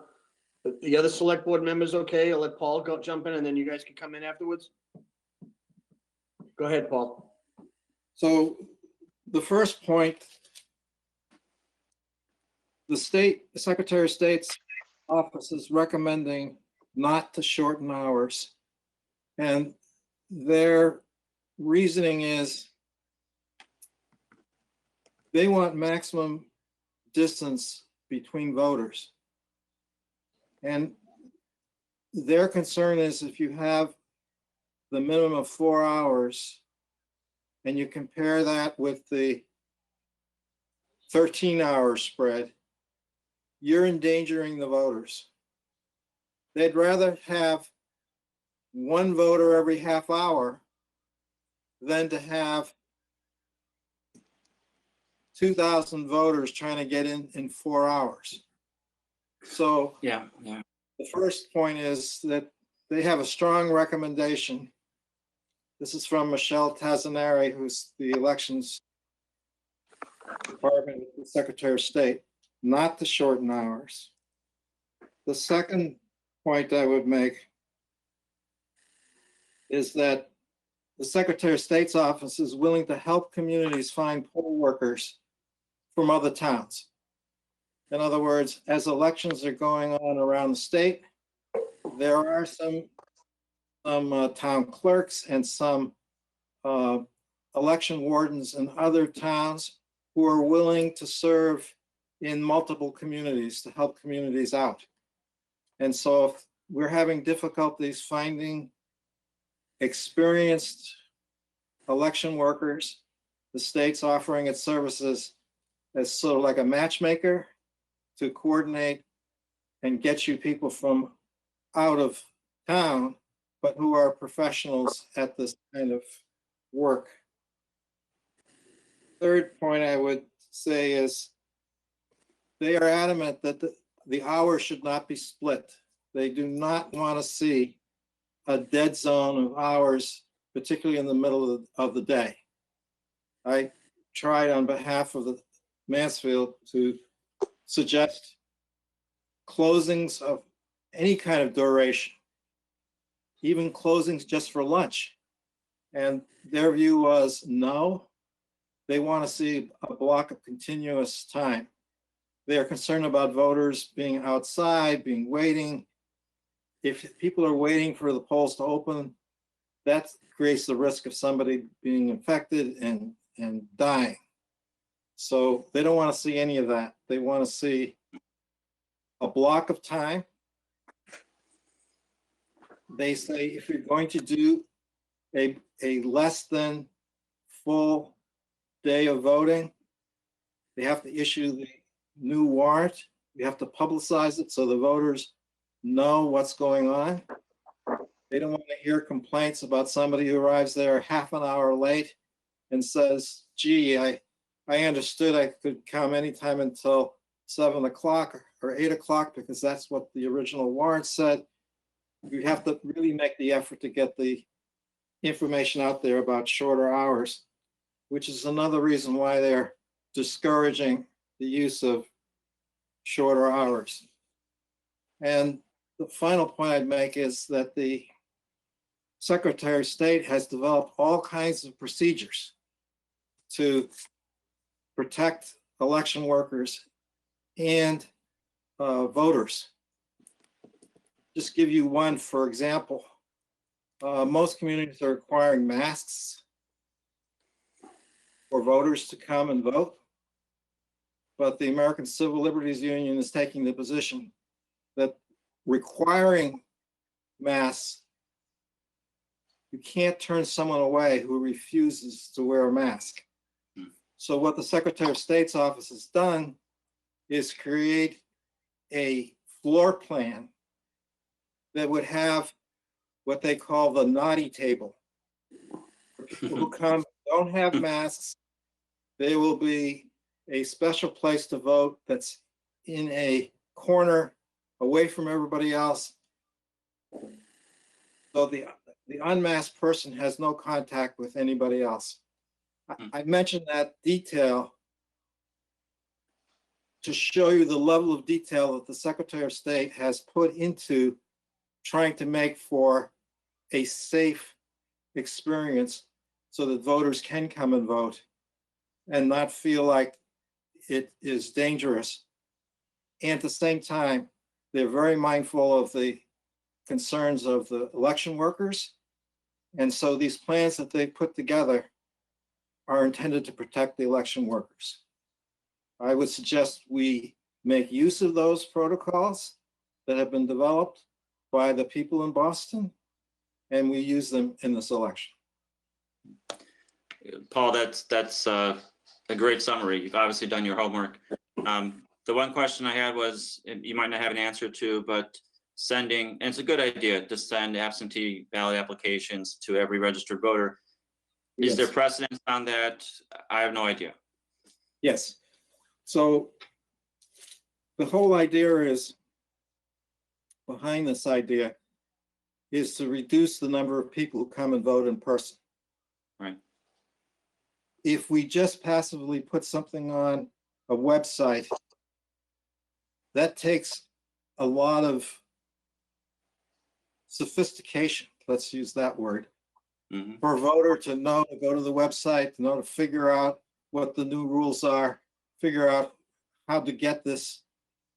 So many town clerks are mailing, doing a townwide mailing with the application in the mailing. So all the voter has to do is sign the application and return it. Has it right there, doesn't have to go to a website, doesn't have to figure out how to scan or email or any of that. So this is being done by a number of communities. I've signed off on the procedures in other towns, so you would not be the first to do this. Okay. No, I think, like I said, I think it's a good idea because otherwise the poll tax will be owning a printer. Because you can't go into town hall to pick up an application. Like I will absentee vote sometimes by going in the town hall, saying hi to Mary Ann and her colleagues there and say, I'd like to fill out a ballot, an absentee ballot application, hand it to her, and then I'll get a ballot and vote right there. And that's, you know, that's not real-time voting, but it is definitely absentee voting. We can't do that this year. So, you know, I would hate to have, you know, especially seniors who might not have a computer or a printer have to print out an absentee ballot application and that be their poll tax, especially if we reduce hours from 7 to 2. Same thing with, you know, people not so senior like myself, who on June 30th, we might actually have an office open in downtown Boston if the trends continue the way they are. And, you know, I dread taking the train right now, but if I'm coming back on the train, I'm not back by 2, I'm going to want to vote. So I think we ought to try the best we can to get as many people to vote in any election, not just this one. And that's consistent with my message all the time about town meeting, get as many people as we can there as well. And I think we have a very, very active and willing population, willing to step in and help Mary Ann and be appropriately trained to keep our wonderful poll workers who for years and years and years have done a fantastic job helping us, allowing us to exercise our right to vote. One last comment, Mr. Chair. I know there probably were a lot of comments submitted before 4 o'clock, and there probably are a lot of people on the phone right now wanting to opine about this particular issue. And I think we ought to respect them and give them the opportunity to opine this time as well. Thank you, Mr. Chair, and thank you, Paul, Neil, for your I'm statements. sorry. Neil, Yes, thank you, Mr. Chair. First, I just want to preface any comments by saying, I appreciate the need to protect our election workers. On a regular election day, without any COVID-19, I'm always amazed that these people are there 13 hours, I believe. And a lot of them are, let's just say, not on the youngest end of the spectrum. But and at the same time, we also want to protect the voters. So I agree with what Paul was saying, and the logic behind, condensing the hours goes against that because it brings more people together at the same time. So I don't favor limiting the hours. It seems to me it's just a matter of getting the right resources. Marianne, I know she mentioned, maybe we don't need 2 people per station. If we could somehow get away with having fewer people working would be one thing. Or, we recruit people from town hall from all over town. We've got a lot of college kids home with time on their hands now. The school year is over. I don't know how intensive the training process is to get people up to speed. Well, it seems like we've got, a month and a half to train people. That we should just really try to get as many people to work the polls as we can. And maybe, so that people don't need to work that entire 13-hour shift too. In regards to the issue of the book, I understand there's a risk there, but it seems like a small risk to me. I'm not a health expert, but if that person is wearing gloves or using sanitizer, and then there's a handoff to someone else at some point, and they're using gloves and sanitizer, to me, doesn't seem like a huge risk. Of course, that's just my personal opinion. Let me just see if I covered. I thought at first maybe that idea of the split shifts would make sense, but I hear what you said, Paul, that that's not going to work. As far as the absentee ballots, I think it's a good idea to mail them out. I personally have printed one up off the town website myself. And if Marianne's still on, I just want to confirm that once you fill out the request for the absentee ballot, well, I guess, do I even need to do that anymore if we're going to go ahead and mail these out? Do I even need to submit? I think there's some, Neil, I think there's confusion. Yeah. It appears that the town's gonna mail out the form to request an absentee ballot. Okay, so that's the one I've already got. Yeah, I know there's people that feel that, there's issues with absentee ballots and that they can choose to vote in person, should they please. I think this is just a notification that if you choose to want to vote absentee, this gives you the opportunity to. Right. So it's really a 2-step process. You send this form in, they will send you an absentee ballot, then you send that back. So it's kind of a 2-step thing. Yes, thank you for that reminder. I forgot that myself. And you can either drop it off in the drop box at town hall, or you can, I believe you can sign it and scan it and email it back to the clerk. Is that possible, Marianne? That's correct. It doesn't matter how we get it, as long as we get it. Right, okay. The And I know, as Paul said, mailed, right? sorry? The actual ballot, when you vote, has to be either dropped in the box or Yes. mailed. Yes, right. I'm talking about the Can't request scan for that. the ballot. Right. Right. As Paul said, some people be technologically challenged to do that. So anyway, long story short, I don't favor reducing the hours. Like Steve said, people who might be going into Boston at this time of year by June 30th, there's no way they're going to get back by 2 o'clock. You know, it is what it is. So that's all I have. Thank you. Yep, Frank, Jess, could I jump in here for a Yep. second? go ahead. Neil had mentioned the possibility of younger people participating in this, and I'm told, again, by the Secretary of State's office, that they're encouraging the use of high school students and college students. And there is an issue about underage people handling ballots, but apparently some things can be done by 16 and 17-year-olds, and some things can be done by 18-year-olds. And they've sorted all that out, what they think is lawful. And so they're saying there are plenty of students who have not been attending classes in person, but seem to be quite enthusiastic about the political process and do want to get involved, and that they're a resource for working the election. Okay, Frank Stern. Thank you, Mr. Chairman. I did also get a few questions about this, and one in particular where the questioner was, the concerns were allayed when I told them that there's the possibility that the ballots, that the application could be mailed out. The concern being that, you know, some people just don't have access to a computer. So it is the poll tax issue, as Steve spoke to.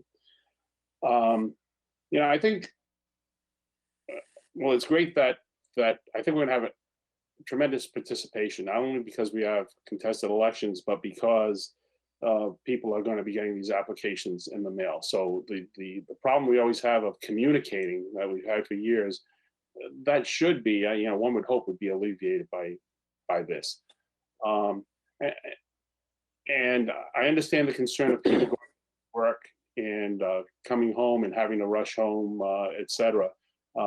But I think the real message here is, and it's coming from everyone at the state, et cetera, is that, you know, use the mail-in ballot option if you can, so that, you know, the Secretary of State's office is saying it will be safer, it'll be safe if we have longer hours, if there's distancing, et cetera.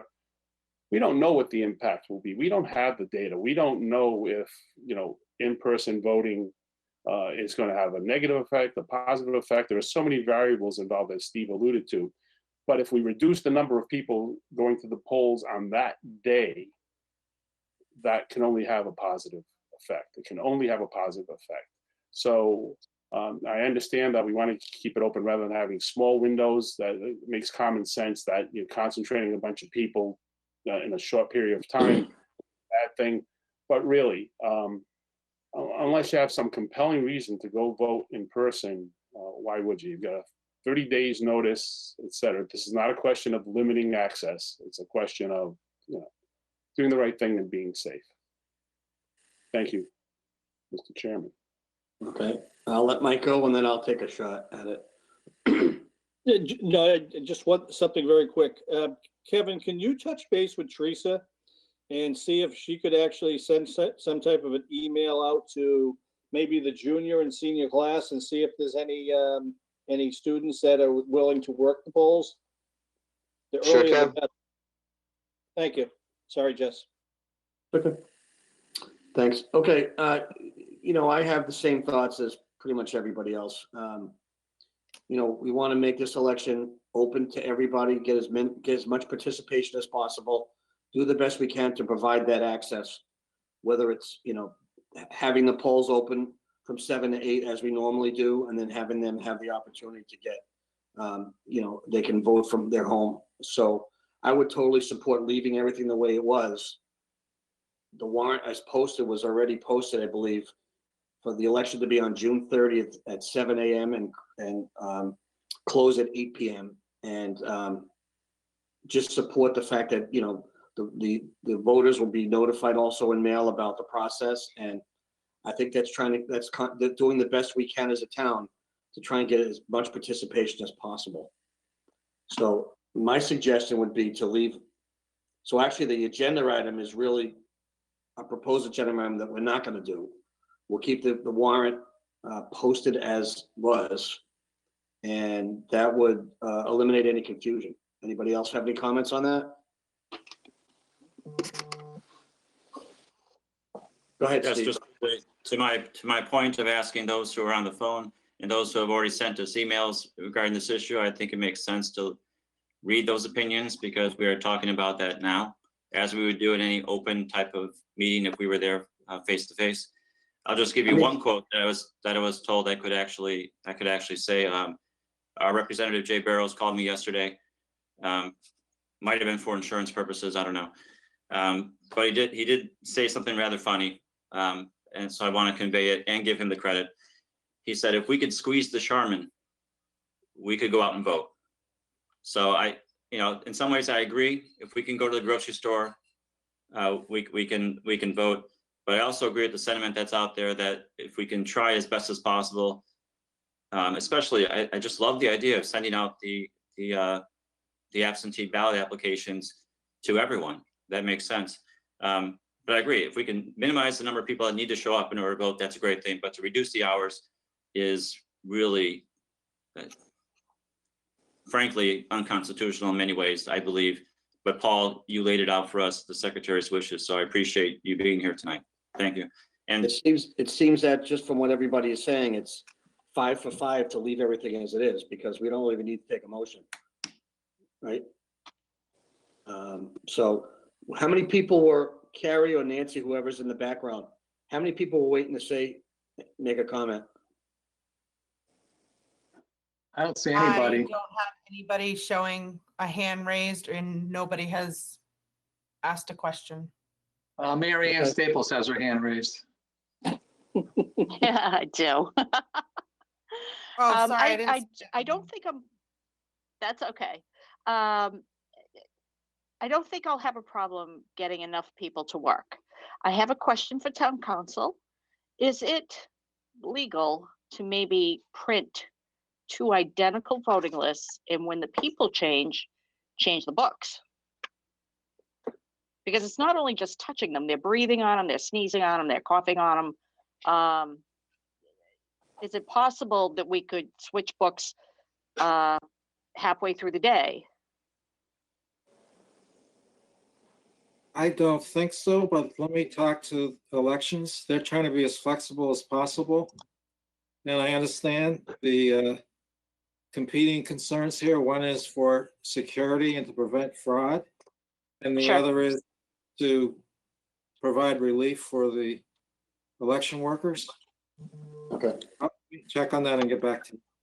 Thank you. It seems to me that that the consensus of the board, just by hearing what everybody's saying, is just to leave everything alone. And I think the logistics of the room setup and all like that can be worked out with Mary Ann, Paul, Kevin, Tariq, whoever.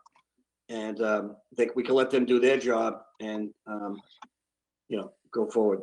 Steve, you had your hand up? But let's just get written approval from the Secretary of State that it's appropriate to be able to send those applications out. I just want to be safe rather than sorry on June 30th. Paul, if you don't think we need the written approval, that's fine, but I just want to make sure that it doesn't cause a problem down the road. So I've been working with them regularly. The fight is not over sending out these letters. The arguments that we're having is whether they can take electronic signatures back Right. by email rather than signed signatures. And right now, the Secretary of State's position is that actually has to be a signature. That's based on their reading of recount laws, where if you do a recount, you have to actually see a signature. But Right. there is a statute that allows for electronic signatures, and there is a court case where a judge has held in Massachusetts that you can do electronic signatures for nomination papers. So the Secretary of State okayed the mailings already generically. The issue is, do the mailings require a signature? Got it. Or are they allowing people to email back their applications with an electronic signature? That's really the issue. So you don't, what you're planning to do is so conservative Right. compared to what other communities want to do. And there are communities who actually want to mail the ballots, which is, I think, what California did. And the Secretary of State is saying no to that. So that's what we're Sure. feeling of. Sure. And Paul, I appreciate that because I noticed that this was this is actually a fillable PDF in Adobe Online. So you could actually fill it out online and never have to print anything if you signed it electronic signature. And to be honest, this is how life insurance policies are being filled out today, electronically with DocuSign, because there isn't any visiting people's homes at the kitchen table anymore. The one thought I had, one question for Mary Ann, my last question. Okay. My last question, Mary Ann, how do we verify that a returned ballot is coming from a home where the person actually applied to have an absentee ballot? I know it's a hard. If I'm understanding you clearly, they can be mailed or dropped off. A family member, like if we mail one out to a college, which obviously we're not right now, sometimes we mail it to the house and the parents bring the ballot out to the child, and then they bring it back. So it doesn't matter where it's coming from or how it gets returned. But we do have, there is a spot on the envelope that they can sign, that they do sign, otherwise we have to reject it. And if there's any question about it, we are not supposed to be handwriting experts, but we do have their voter registration card on file. So it's very similar to how you confirm the nomination forms. You look at the signature, and if it looks kind of like Joe Smith, okay, it's Joe Smith's ballot. Got it. Correct. Okay. Appreciate that, Mary Ann. Thank you very much. Thank you, Steve. Thank you, Mr. Chairman. Just very quickly to clarify things for all the people waiting to ask questions and our thousands of fans at home. Paul, and I know the answer to this, but I just want to show you that I assure you I know the answer. But when you say an electronic signature, you're talking about a specific way of signing that's been. You're not talking about someone can still print out the application, sign it by hand, and then scan it to the town clerk. That is not an electronic signature. An electronic, document with a handwritten signature. Okay, so because I'm sure some people would hear that and say, well, I can't. They say they can scan it, but I can't. But that's not true. They can scan it if they sign it by hand. Thank you. Okay. Okay, I think that we have dealt with this issue, correct, gentlemen? Shake your heads. Okay. Let's move on to the next issue. And there will be regular residents' questions and comments in the agenda, so it's there, but there was no one when I just surveyed, there was no one there, so good. Yes. Okay. Yes, did we look at letters that came in before 4 o'clock, emails that came in before 4 o'clock? Carrie and Nancy, can you jump on that? There's one email that came in. Okay. Is it related to this issue? It's several issues. Okay. Why don't you just read have the town manager read the piece that's related to this issue, and then we could do the rest of it in residents' questions and comments. How's that? Okay. Kevin, do you have the email? Just one moment, please.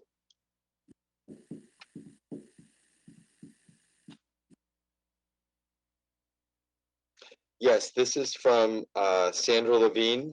There are 3 points, only one germane particularly to this issue. And it's entitled point number 1.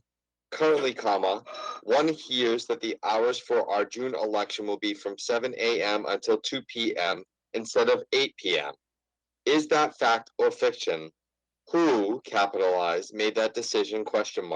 Did the public have any input, ? The voters have had their voting day cut, capitalized, nearly in half, !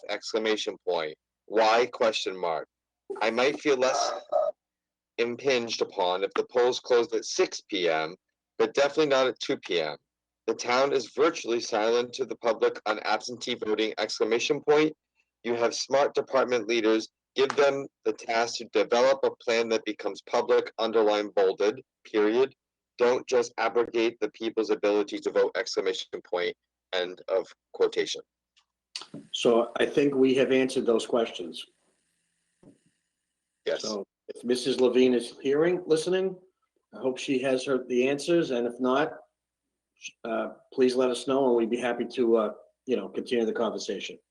And we will deal with her other questions in residents' questions and comments. Okay. Next item, consideration of financial policy for use of receipts related to COVID-19 pandemic response. Yes, thank you, Mr. Chair. As you're aware, this is a result of our second consensus meeting. It was distributed out for review and recommendation, and that was included in your packets for this evening. If you'd like me to go over that specifically, I may, but I believe that there may be a comment from Mr. Ryan. Okay, Neil, I'll open it up to you first then. I didn't necessarily had a comment. I passed on what appeared to be a couple of typos to Carrie. That was all I had on it. So, Could you go over that, please? Yeah, let me see. I just have to refresh my memory as to where I saw the typos.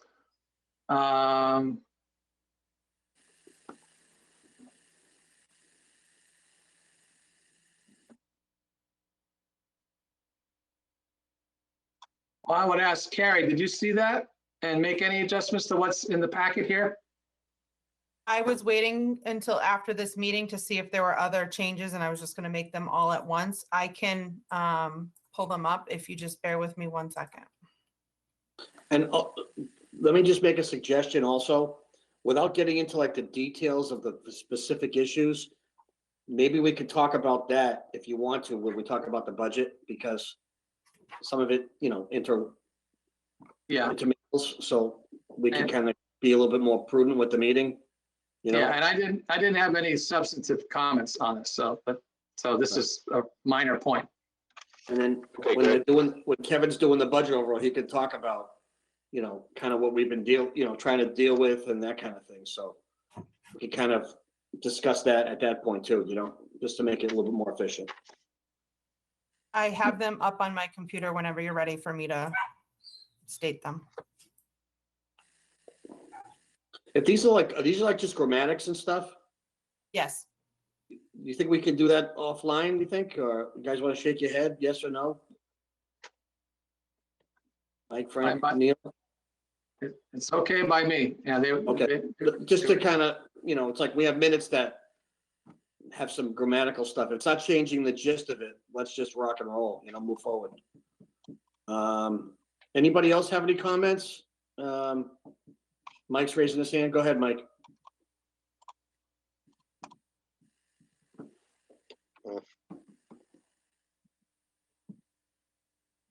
No, Mike?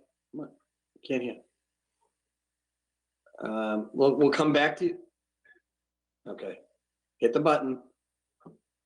No, I was hitting the button. The organizer muted me. Okay, go ahead. This does not have that normal escape clause that we talked about as number one. I'm not so sure I consider this a long-term policy.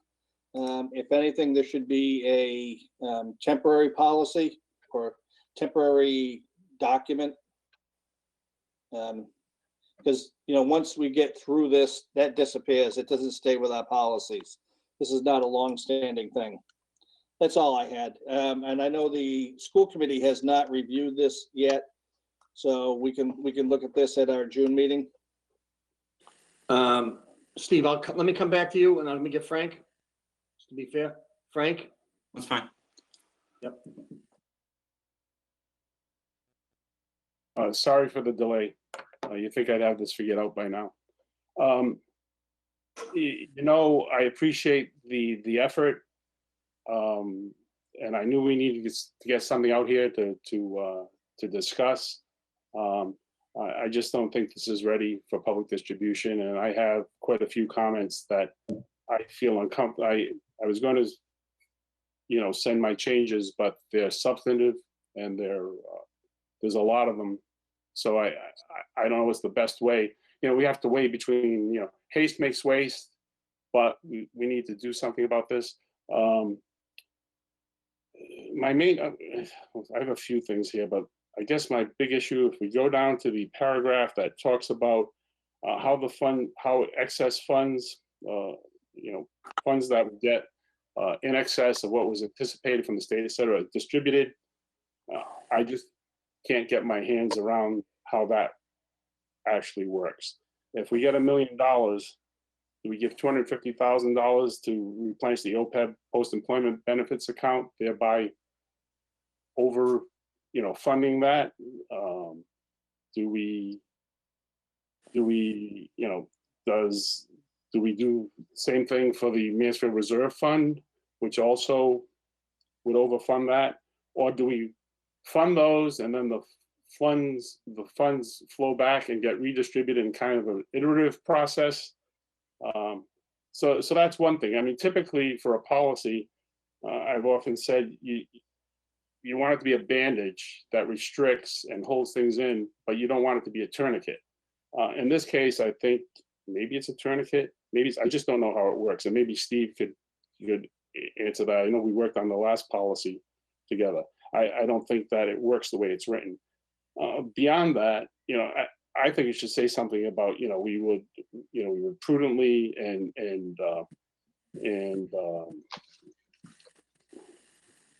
try roughly, relatively proportionally. We need some latitude in there.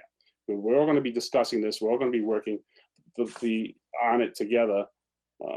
And I think that the purpose of this document is to, remind us that we're going to do this and have some broad guidelines, not just specifically say, 25% has to go to the Mansfield Reserve Fund.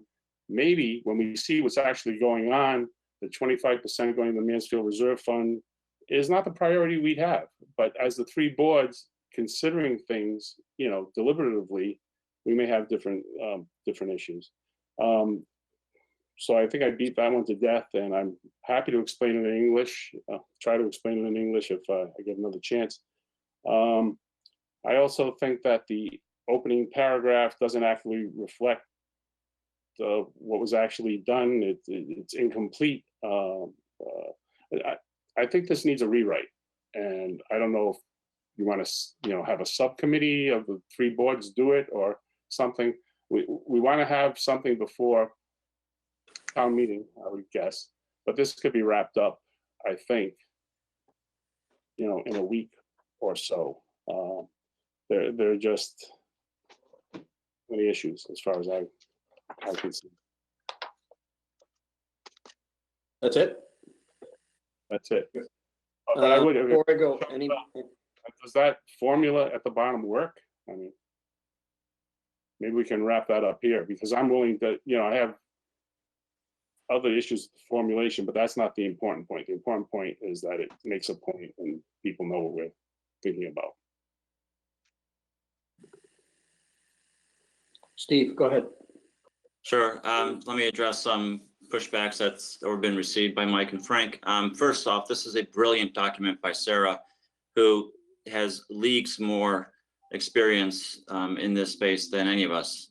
She's just a great addition to the FinCom. I think we all voted her in and had great comments for her as well. First, to address Mike's point, the whole document talks about fiscal year 2021 and fiscal year 2020. It stops after that year's over. This isn't a long-term policy. In fact, I almost look at the word financial policy and say, hey, that's a little too strong, because it's not a policy. It's for fiscal year 21, period. So that's not an issue whatsoever. And Frank, I agree with you on a little bit on the 25% allocation, I must say. I like the first paragraph. It's exactly what we talked about in the last two meetings. This is exactly the four-point approach that we are taking to deal with the 10% cut and the 15, even 30% cut in other revenues. So I think, we've all agreed that that should be what Kevin and Barry's marching orders are, as well as the schools too, Teresa and Ed.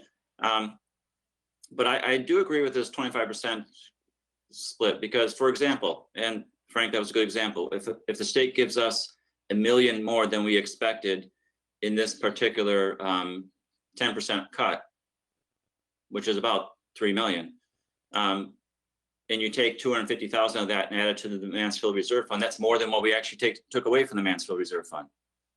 So I would amend this to say 25% to the Mansfield Reserve Fund up to the amount that we decreased in the first place. I mean, Neil can do a much better job of wording that than I, but and so could everyone else for that matter. But there should be some limits as to the cap. All of us have the hope and dream that we will get fully reimbursed for the cuts that are taken because of the virus, because of the pandemic. We hope that in November, when we reopen this budget, which we're all agreeing to do, we'll be able to say, hey, look, we didn't need the 30% cut. We didn't need the 10% cut. We got money from other sources, whether it be federal or state. And the goal is not to spend that money or not to let that money go through free cash till next year, because that would be an overabundance of free cash next year. So when we reposition the budget in November or October, whenever the time frame would be, we would seek to this kind of guidance to say, let's replenish the Mansfield Reserve Fund, let's replenish the OPEB, but up to the point we were quote unquote stealing from it or taking from it to begin with to balance the budget. So I think that part could be reworded. In fact, you could probably do it right now very quickly. Maybe Barry's already thinking about that. But I think it's an excellent piece. It's just for this next budget season.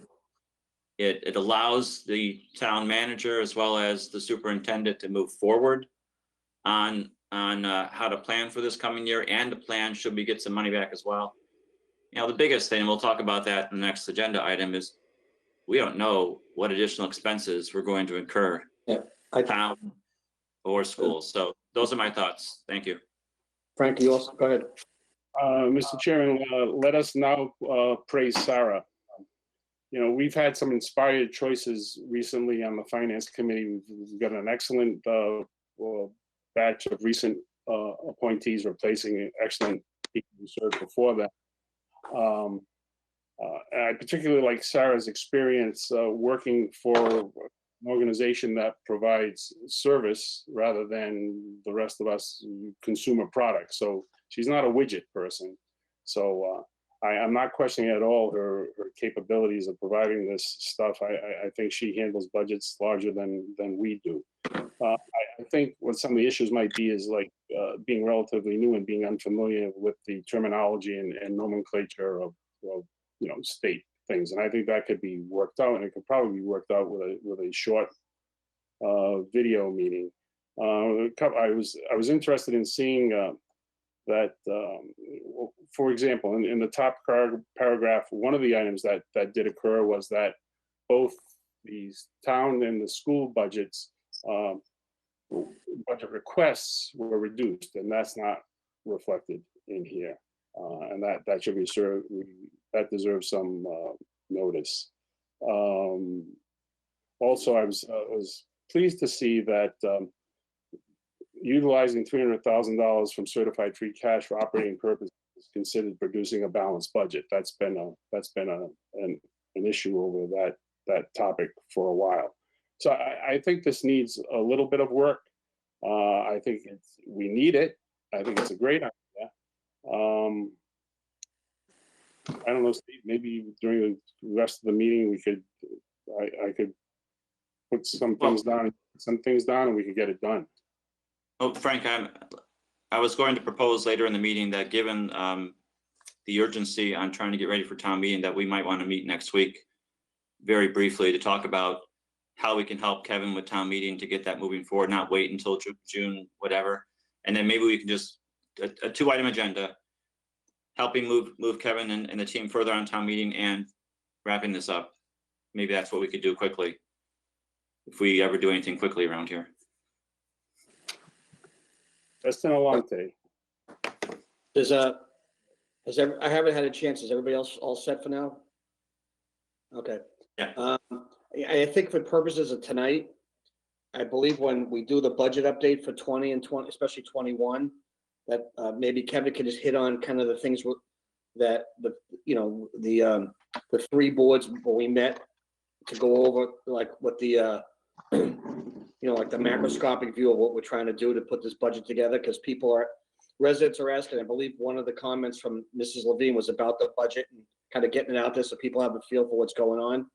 So hopefully we'll touch on that in a little while. And we could get, the letter crafted to everyone's satisfaction and be in good shape. How's that? Okay, good.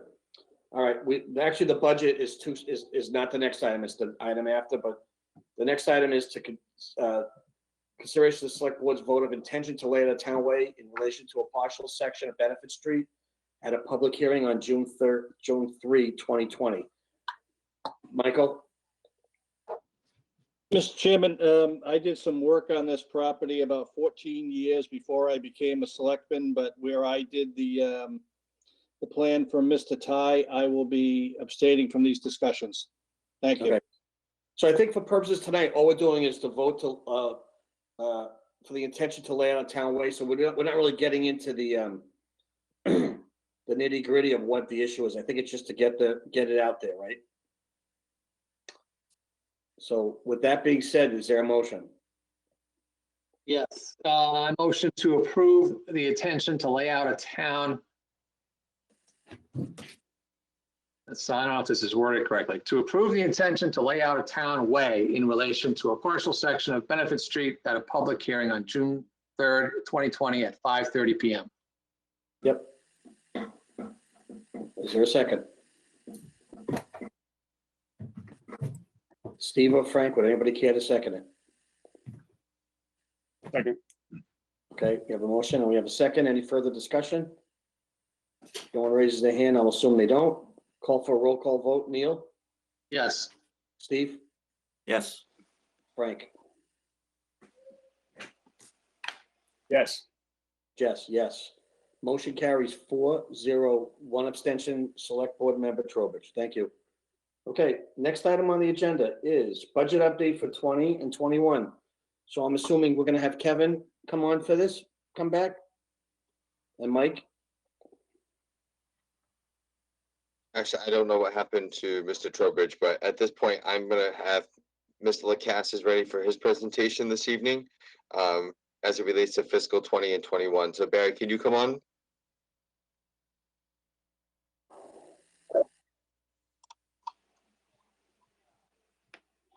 Hey, Barry, how are you? Good, how are you? Good, thank you. So I'll turn it over to you at this point for a budget update for 20 and 21, including some of the items that we just talked about as it Very relates to the financial policy and the use of dollars. And in addition to the fact of while some people may not be plugged into our consensus meetings of the meetings of select board / school committee / FinCom, I think that's an important update tonight since some of the questions that we received. Sure. So thank you, Mr. Chairman. So for FY20, we continue to track the COVID-related expenses amongst the various departments. I sent this board a update last Wednesday, I believe, and I fully expect to have a revised spreadsheet by the end of this week for the COVID expenses. We're also monitoring revenues as we have been. We're mid-month right now, a little bit more than mid-month right now. So on your June 3rd meeting, I expect to have an updated revenue report that includes the full month of May. So moving on to FY21, as has been mentioned, we had a consensus meeting last Thursday night between the Select Board, Finance Committee, and the School Committee to discuss some revenue projections and to reach a consensus about those projections. And I'm happy to report that there was a consensus reached for FY21 revenues. And that was, those included the reduction of the estimate for new growth by 20%, the reduction of the cherry sheet receipts by 10%, and then a overall 10.41% of local receipts made up of motor vehicle excise, the hotel and meals taxes were reduced each by 30%. Fees were reduced by 15%, and licensing permits were reduced by 20%. And then Medicaid reimbursements and other miscellaneous receipts were reduced by 10%. So that overall was a 10.41% reduction in local receipts. The net result of the revenue consensus reductions was a $3.3 million revenue shortfall. And we then reached a consensus on how to bridge that gap. We reached a consensus about using FY20 available free cash of $300,000. We reached a consensus about using $1.5 million from the rainy day fund or stabilization fund. We reached a consensus about reducing the FY21 reserve fund to $300,000. And finally, we reached a consensus on reducing the FY21 OPEB contribution to $120,000. Then that left about a $1.164 million gap that we agreed to split between the school department and the town departments. And that equated to a $582,332 shortfall on the town side and the same amount on the school side. And I think that both Mr. Dumas and I expressed our optimism that with a $582,000 reduction in our previously balanced budget, we feel that we're in a good position with a lot of hard work and a lot of cooperation from our department heads to make that reduction without any loss of town services or without any reduction in personnel. We remain optimistic for that, Mr. Chairman, and that's our goal. And those are our marching orders. So that concludes my update, Mr. Chairman. Just before I open it up to my colleagues here, is there any plan, I guess maybe it's a Kevin question, is there any plan to get stuff out to people in advance? Because I think, like I said earlier, one of the residents' comments is about the budget. And, I know we have, the board's made some difficult decisions in coming up, with, the macroscopic view of revenue and all that. So, people are still saying, we still have a, pretty robust town and a robust budget. And just so they have that information well enough in advance of the town meeting so they can kind of make their, analyze it and go through it.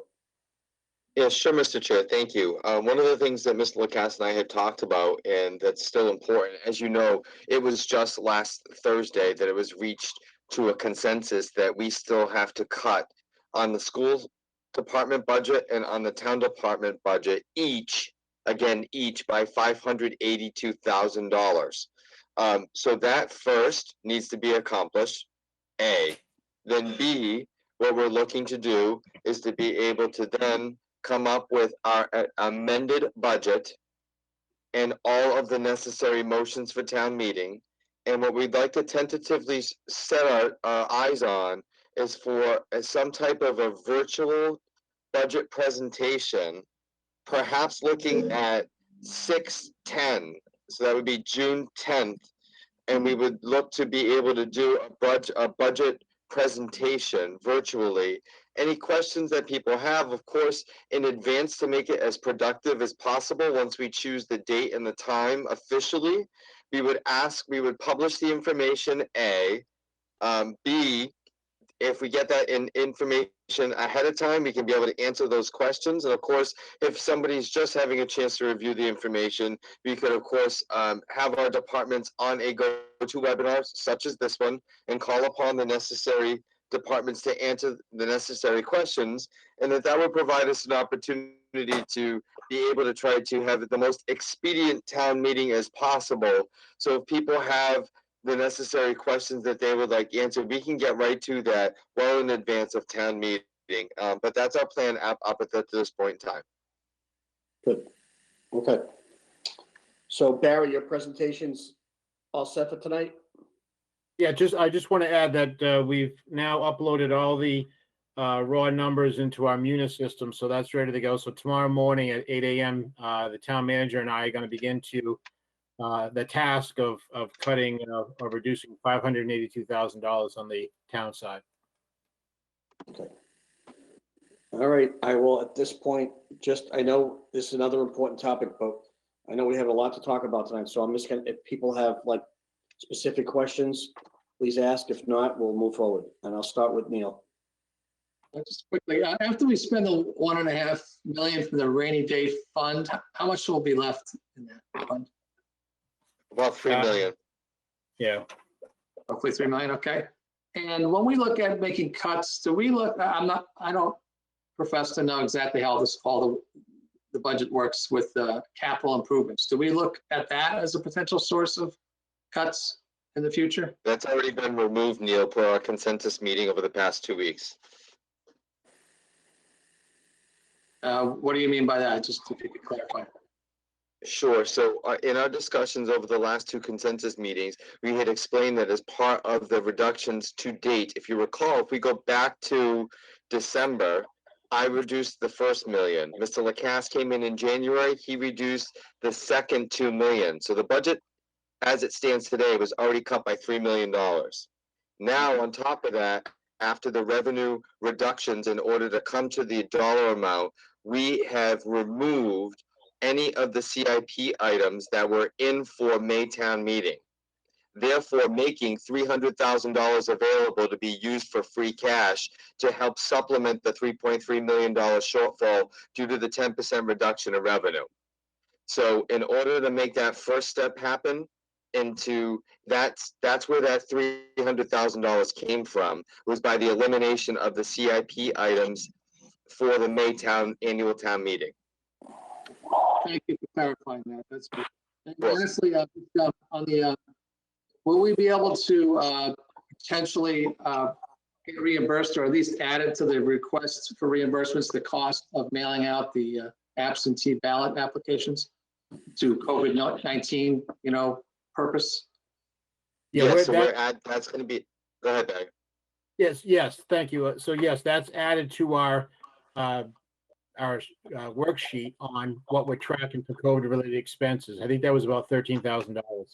Okay, very good. That's all. Thank you. You're welcome. Okay, let's see, who's next? Let's try Frank this time. Thank you, Mr. Chairman. Not many comments. It was a pretty thorough process, and we had a good meeting last week, and we reached consensus, as has been historically the case since I've been on the board, and prior, not to take all the credit, or even most of the credit, or even less than most of the credit. But just as an example, there are a couple of items here. The use of capital, that appropriation was reduced.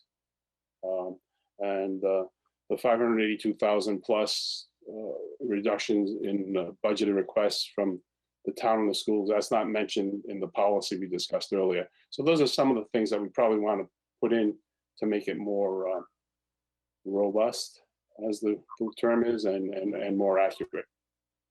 Very good bones. Let's put a little meat on it. Thank you, Mr. Chairman. Okay. Let's see, who's left? We did Neil's pause. Steve. So a couple things. It was commented on earlier that we're using free cash in this budget. Well, yes, because this is a crisis, and you either use reserves or use free cash. They're kind of one and the same. And I think the way, Kevin, you just mentioned it is a great way to explain it to residents as well. As instead of spending $300,000 on capital improvement programs, to be basically, what is it called? Spite your, what's the phrase? Spite your, I don't know. Instead of using that $300,000 on capital improvement projects that we probably won't be able to complete anyway, use that free cash so that we don't have to take 1.8 million out of our reserves and still have something left over in case this is a longer circumstance or it's a deeper need come November. Two quick questions. So, that is a policy we're breaking. And like I said last time, these are policies, but in times of crisis, we'll get back to them, if you will. Barry, we talked about this last week as well, but the new growth number includes a very high personal property number. I think upwards of 400,000 maybe is my guess. And given that, can we watch that over the next few weeks? I'm not sure even how that is determined, but I know it's certified by the end of 6:30. So I don't want to say that the hole is deeper or shallower. I don't know, but that's a huge number. And given the status of our business parks and the likelihood of, you know, probably not some personal property being added to the rolls, that's something we ought to look very, very closely at. Sure, of course, we'll keep an eye on that. And I say that not because I'm the assessor liaison, but because it's always been something of a concern of mine. One thing I want to talk about is optics here. So, and I'm just anticipating a resident question possibly. So we went through a very good budget process. We found sources of money from using 250,000 of the health insurance trust, whatever we call it. I still can't remember the name of the trust that we have, but anyway, you know what I mean. We got to a balanced budget, and it wasn't easy. The schools did a great job. We did a great job, and then the pandemic hit. And so I got to expect or anticipate a question from residents in the next month. How are you finding another 582,000? Since we already were pretty much at a very, very slim budget agreement just a couple of months ago. I don't need the specifics, but I just want to put that thought out there that people are going to say, well, we were at a balanced budget. The pandemic hit. There's going to be more expenses, as Lynn profoundly started us thinking about a couple of weeks ago. So that's going to be something we have to try and explain within the next few weeks before it gets voted on at town meeting. And the answer could be we're getting more aggressive in our per business unit, per department expenses. It could be that. So just think about that as you guys are developing the answer and finding that 582. Sure. I appreciate you guys' work. Thank you. Okay, who has, I think Mike hasn't gone. Mike? Yeah, I really don't have any questions. You know, we've done a good job getting to where we are, but I think now the hard work begins with Barry and Kevin. My question is, when you're talking about the budget and the meeting next week, Kevin, are you going to be ready next week to have a meeting to start looking at your cuts yet, or you're not there yet? We're not there yet, Mike. As Barry had stated during his update, that we're just going to start meeting on this issue, particularly tomorrow, on the issue of cuts. There are still a lot of questions that are out there as it relates to town meetings, so the team's going to continue to work on that. But of course, Monday's also the holiday, so we're going to be continuing to move on that. So I think we are going to definitely need the third agenda item to discuss town meeting, because the COVID task force is going to need a little bit more time to finalize the options that we're working on, and also for us to deal with what we want to do for the cuts as well. Okay. And last comment, Steve, that phrase is cutting off the nose to spite your face. Thanks. Thank you. Thank you. I haven't done either, but no, that's important to keep that in mind, that, you know, spending CIP money this year would have cut off our nose to spite our face when we have such an urgent need. And that gives us, like he said, $3 million left to reserve for the future. So thank you for that. Okay. Well, you know, Barry, Kevin, and everyone that's participated, I know it's a lot of work. Especially we're working remotely, dealing with people. There's a lot of questions coming in and stuff. So I think we're trying to all work together to get this done. I appreciate the school and the FinCom's contributions to us, you know, coming up with some overall broad policies that work. So thanks a lot to everyone that's involved, and you know, we'll move on. Okay. Yes. So the next item is the consideration of Lee Azanair to serve on the Joint Transportation Planning Group for 1-year term to expire on May 23rd, 2020, and Rick Alves as the alternate. Is there a motion? Yeah. Did I just read it? Yeah. No, I'm reading it now. You want me out loud? That was fine. You could just say it, that's okay as a motion. No, there's a motion to appoint Mr. Lee Asner to serve on the Joint Transportation Planning Group for a one-year term to expire on May 23rd, 2021, and Mr. Rick Alves to serve as an alternate. Second. Motion and a second. Any discussion? Call for roll call vote. Neil? Yes. Mike? Yes. Frank? Yes. Steve? Yes. Jess, yes. Motion carries 5-0. Would you like to read the next item on the agenda? Because it's a motion also, so. Sure. Motion to appoint Mr. D. Austin Horowitz to serve on the Southeastern Regional Planning and Economic Development Commission for a one-year term to expire on May 22nd, 2021. Second. Motion and a second. Any further discussion? Roll call vote. Steve? Yes. Neil? Yes. Mike? Yes. Frank? Yes. Jess, yes. Motion carries 5-0. Excellent.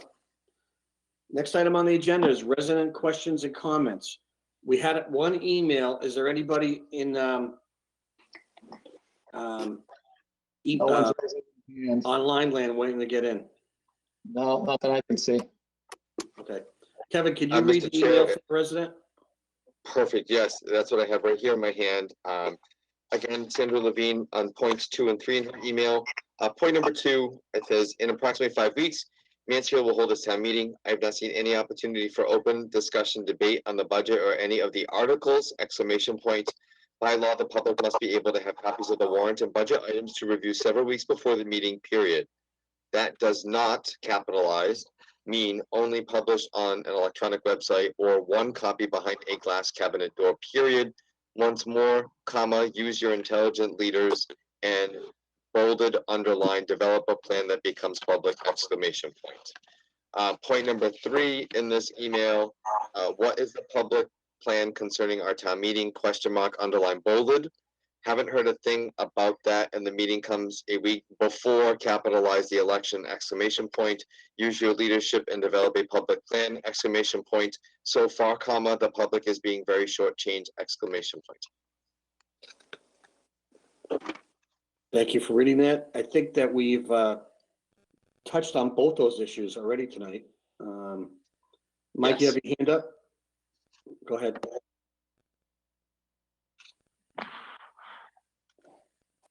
We can't hear you, Mike.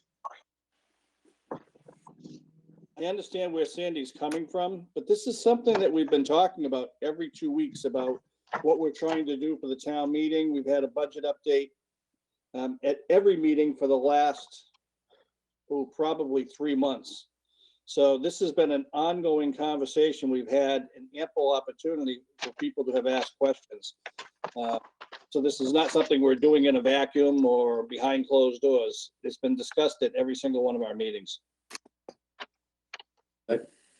Anyone else? Steve? So the question is what's posted, what's available to the public? It's not just the fact that we're talking about it. That doesn't help the public at all understand where money is being spent. It'd be nice to have some type of report that we can send, say the budget that we had agreed to has this department allocation, and not, 150 pages that, you can't read without a magnifying glass. But a formal budget presentation. Now I know, it's tough to do it now, but somehow we got to get between our past where we weren't really doing the formal budget presentation early enough before town meeting. And we could use the finance committee to do that. We could use Barry and Kevin to do that, but we got to find some way to provide this information ahead of time in a reasonable fashion where, a reasonable consumer, a reasonable citizen can understand year-over-year trends and make an educated decision. That is a definition of transparency. Thank you.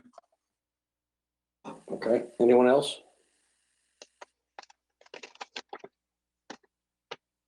That's it, no one else? Frank? Mr. Chairman, Go ahead. yeah, Mr. Schoenfeld is correct. He knows, he's been working with us the last 4 years and prior on the finance committee. That one of the things I call for and our goals and objectives is to have what I call a program budget, which is a robust budget document that describes what's going on to the people of the town rather than just a line item budget. I understand where Ms. Levine is coming from. There should be something available for people to look at. That's been complicated by the fact that we had this meeting just this last week where we came to a revenue consensus. So these are extraordinary times. But that's a one-time excuse and not a very good one. We have to continue working on that.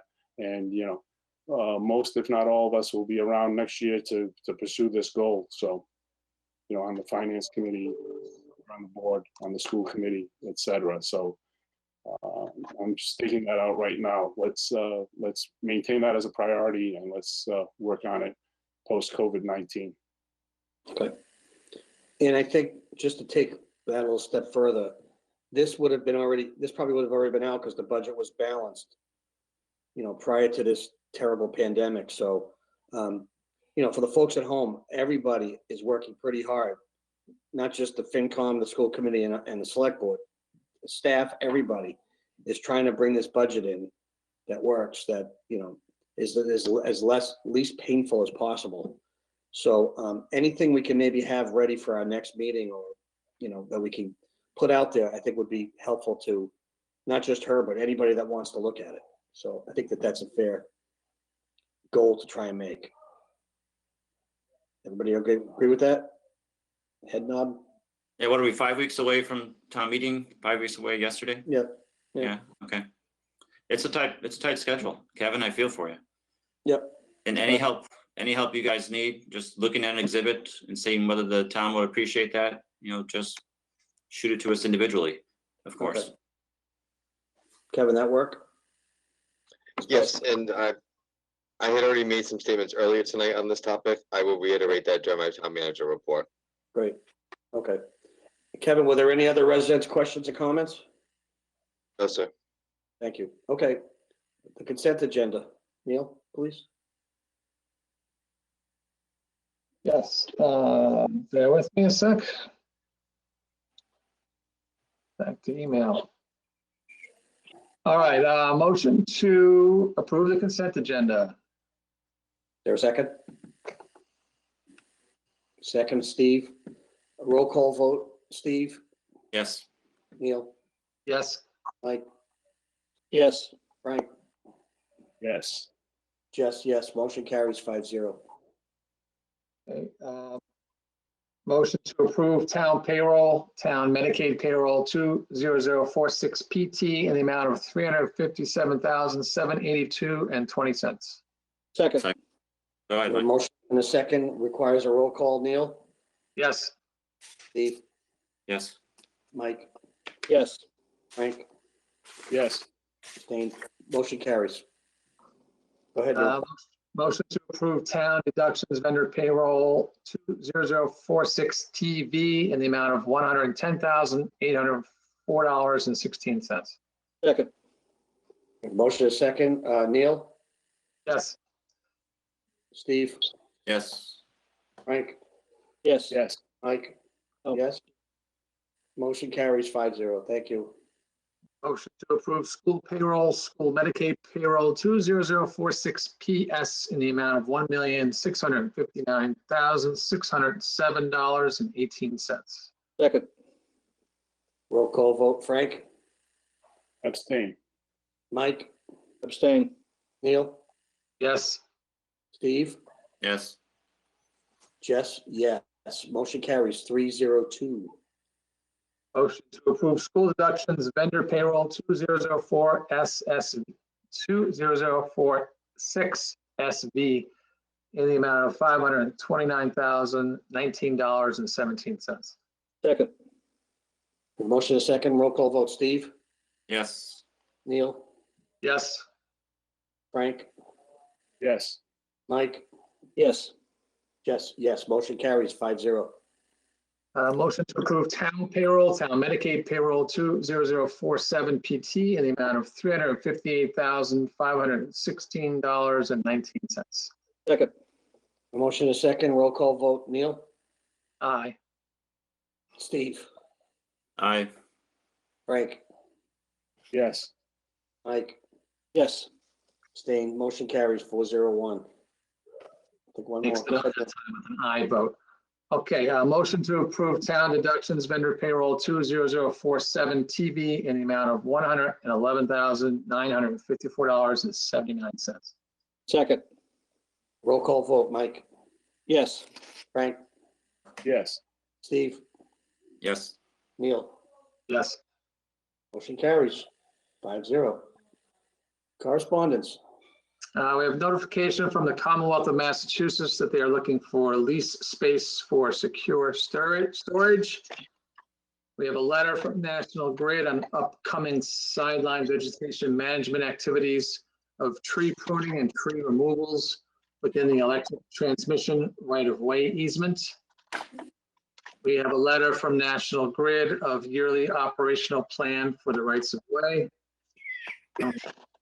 And we have a rare notification from Xfinity stating that there was a reduction in 2020 costs associated with providing certain broadcast stations, and the monthly charge for broadcast TV will be lowered to $12.75 per month, beginning with the customer's next billing cycle after May 9th. Okay. Anything else on the report? That was it, right, Neil? Yep. Thank you. Okay, town manager report. Thank you, Mr. Chair. Just again, to start off as a recap for everything tonight, the staff has been doing a tremendous job, and I want to just make sure that we take the time to thank them. They have been pulling an enormous amount of weight of extra hours. We all know that it's taking longer to get things done, and they've been doing a fantastic job, and I really appreciate them. And all the members of the task force, they really have been incredible, and I'm very, very appreciative for their time. And the dedication of the town and its residents. So I'm very, very appreciative of that. A whole bunch of just small updates, and we're touching upon some things that we already talked about tonight. But to note, the Mansfield Green reopening plan, we did not talk about that earlier tonight. The Mansfield Green to reopen to the public on Tuesday, May 26th, and will be open all week. Okay, so I want to make sure we're clear. Reopen on Tuesday, May 26th, and will be open all week to give residents an opportunity to bring their recyclables. So the schedule for next week, May 26th, Tuesday through Friday, May 29th, is from 9 a.m. to 3 p.m. Saturday, May 30th, will return to normal regular hours. So Saturday, 8 a.m. to 3:45, Mondays, 8 to 3:45, and Tuesdays, 8 to 12. Some new things on here, please note, only 6 cars allowed in the green in the area at one time. Another lane will be coned off to allow traffic for the compost area to continue through. An employee will be checking cars at the gate and will control the amount of cars allowed in the Mansfield Green at any time. All employees and residents coming into the green must wear a mask in accordance with Massachusetts guidelines. Everyone is required to maintain the proper social distancing. We ask that you please be patient. If you see there's a long line, please feel free. You don't have to wait. You can come back another time, but we expect it's going to be very busy during the reopening process. Please segregate your recyclables in advance to help us out with the waiting in the long line in order to minimize your time at the green. And we ask, please cut your cardboard to no more than 2 by 2 feet in order to expedite the time at the compactors. We appreciate everyone's patience and cooperation in getting through this difficult time. I wanted to bring you up to speed on the CARES Act as it relates to Massachusetts cities and towns. Mansfield's entitled to $2.1 million. It's based on population of what we're dealing with. So depending upon the size of your municipality, there's a different allocation to your town for COVID-related expenses. Massachusetts is making you apply through FEMA and the CARES Act, so the necessary match to the money will be the CARES Act to the FEMA money. So we've got town staff that are working diligently on applications and the drawing down of the funds. We're hopeful that at some point Congress would take additional action on what the additional monies could be used for other COVID related things or COVID related revenue loss. We're not going to have any word on that until Congress takes action on that. But just please know that we are doing the necessary things that are going to be required for that. And we will download the dollars. So the budget that will be put into the system will download the $2.1 million from the state into an account. It will then be allocated out based upon the expenses in the FEMA funds, FEMA funds. And then any of the other dollars will just be held in abeyance until additional guidance will be coming from Congress to the state of Massachusetts and other states. So something positive. It is nice to know that if the budget is approved, that we insert, then instead of having to come up with town cash for those dollars, they would be charged directly to those grants. So that is something that's positive. I'm really happy to report that for tonight. Thanks for the help on the COVID related policy, and that's going to be continuing as you noted this evening. On the fiscal 2021 budget process, I just want to make sure, Barry talked about where we are and what just happened over the last 2 weeks in building the consensus budget with Select Board, School Committee, and FinCom. We are planning to do, Steve, what you were talking about. And so just as we had talked about originally, we're still planning to do the same thing. So we're still planning to have an easy list that people can be able to look at. We'll update budget documents. We'll post them to the website. We'll get them out in anticipation of a 6:10 meeting. We'll all be on a go-to webinar instead of doing it like we wanted to do together in 3AB, but we're going to do it virtually. And people can submit their questions in advance based upon reviewing the material. And then we can be able to go through and hopefully eliminate any unnecessary questions at town meeting in order to be able to have the most efficient meeting possible in order to be able to help move things along in the interest of the public safety. But that is something that we're working on, that we're going to do as we continue to plan for originally. But of course, things are still in process. We still have $582,000 in the school and on the town side to do in order for us to have a final budget to get into some type of easy presentation mode. And then any of the questions that would come from the public, we would have our departments on the go-to webinar, such as this platform, and then we'll be able to answer those questions as presented by the public. So we're looking forward to doing that, and we'll be working with staff in order to get that ready as soon as those cuts are done. But that is our goal, and we will be circling back with you in the near future to get that updated. As we release the town meeting, I referenced the fact that we're working with the task force. I also just wanted to add the fact that we're working with town council. We're fortunate that our town council has the expertise of working with particular doctors in infectious diseases. So we are working on that with the task force and with town council. I'm very thankful for Paul's help thus far, and as we continue to pursue forward. So we're looking to be able to have a full update for you on 6-3 for discussion and consideration. We went through the reopening documents and reopening things that we're working on.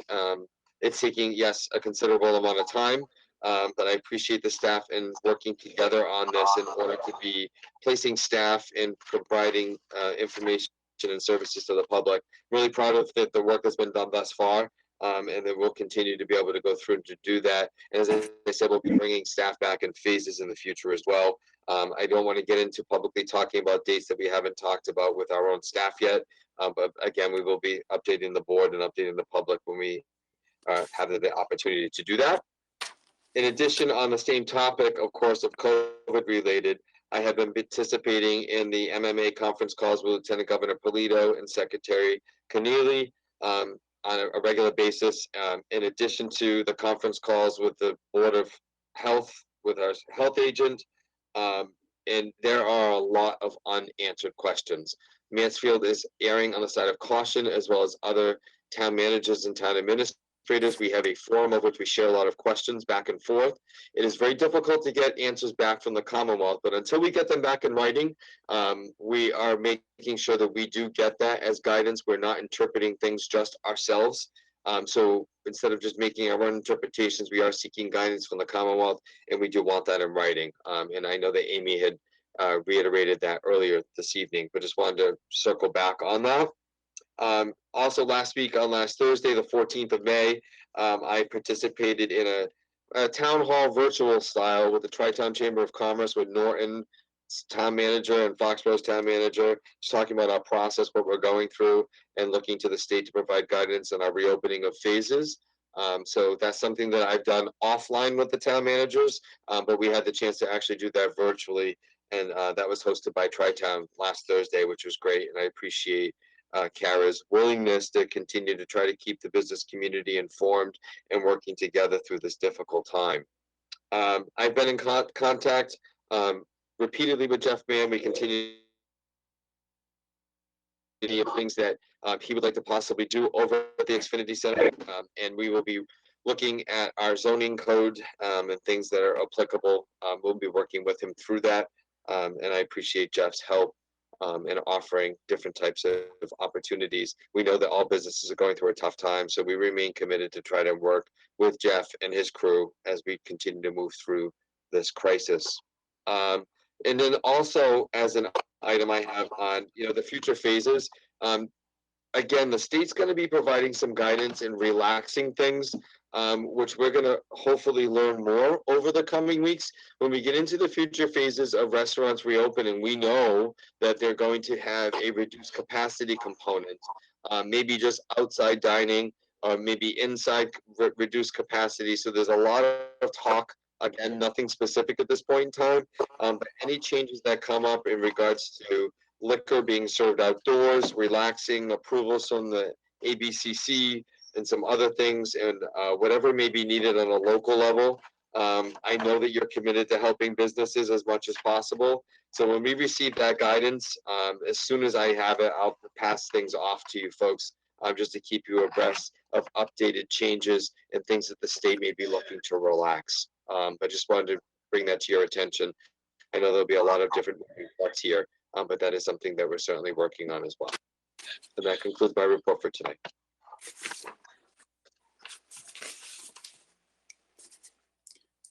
Just to comment on that last thing that Kevin mentioned quickly. Okay, you said sure, it looks like. I can't hear you, but it looks like you said sure.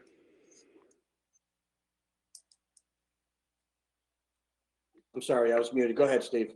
And you can do Yeah, your just comments after. Kevin, you're right. We all really want to get the restaurants going again as soon as possible. So it's a suggestion to the group here. As soon as that's ready, let's, with all expediency, try and get that open. So if it comes through from the governor on a Friday that restaurants can now open outside with some limited seating, I mean, what the heck? Schedule an emergency meeting that evening and let us help you and enable that to happen as soon as possible. Because we do want to try and get that meals tax back as fast as we can. And we're all hungry and thirsty, obviously. So that was my only comment on that. Thank you, Mr. Chair. Okay. Steve, while you got it, you want to just go ahead into the next item while you got the mic? No, go ahead. Go ahead.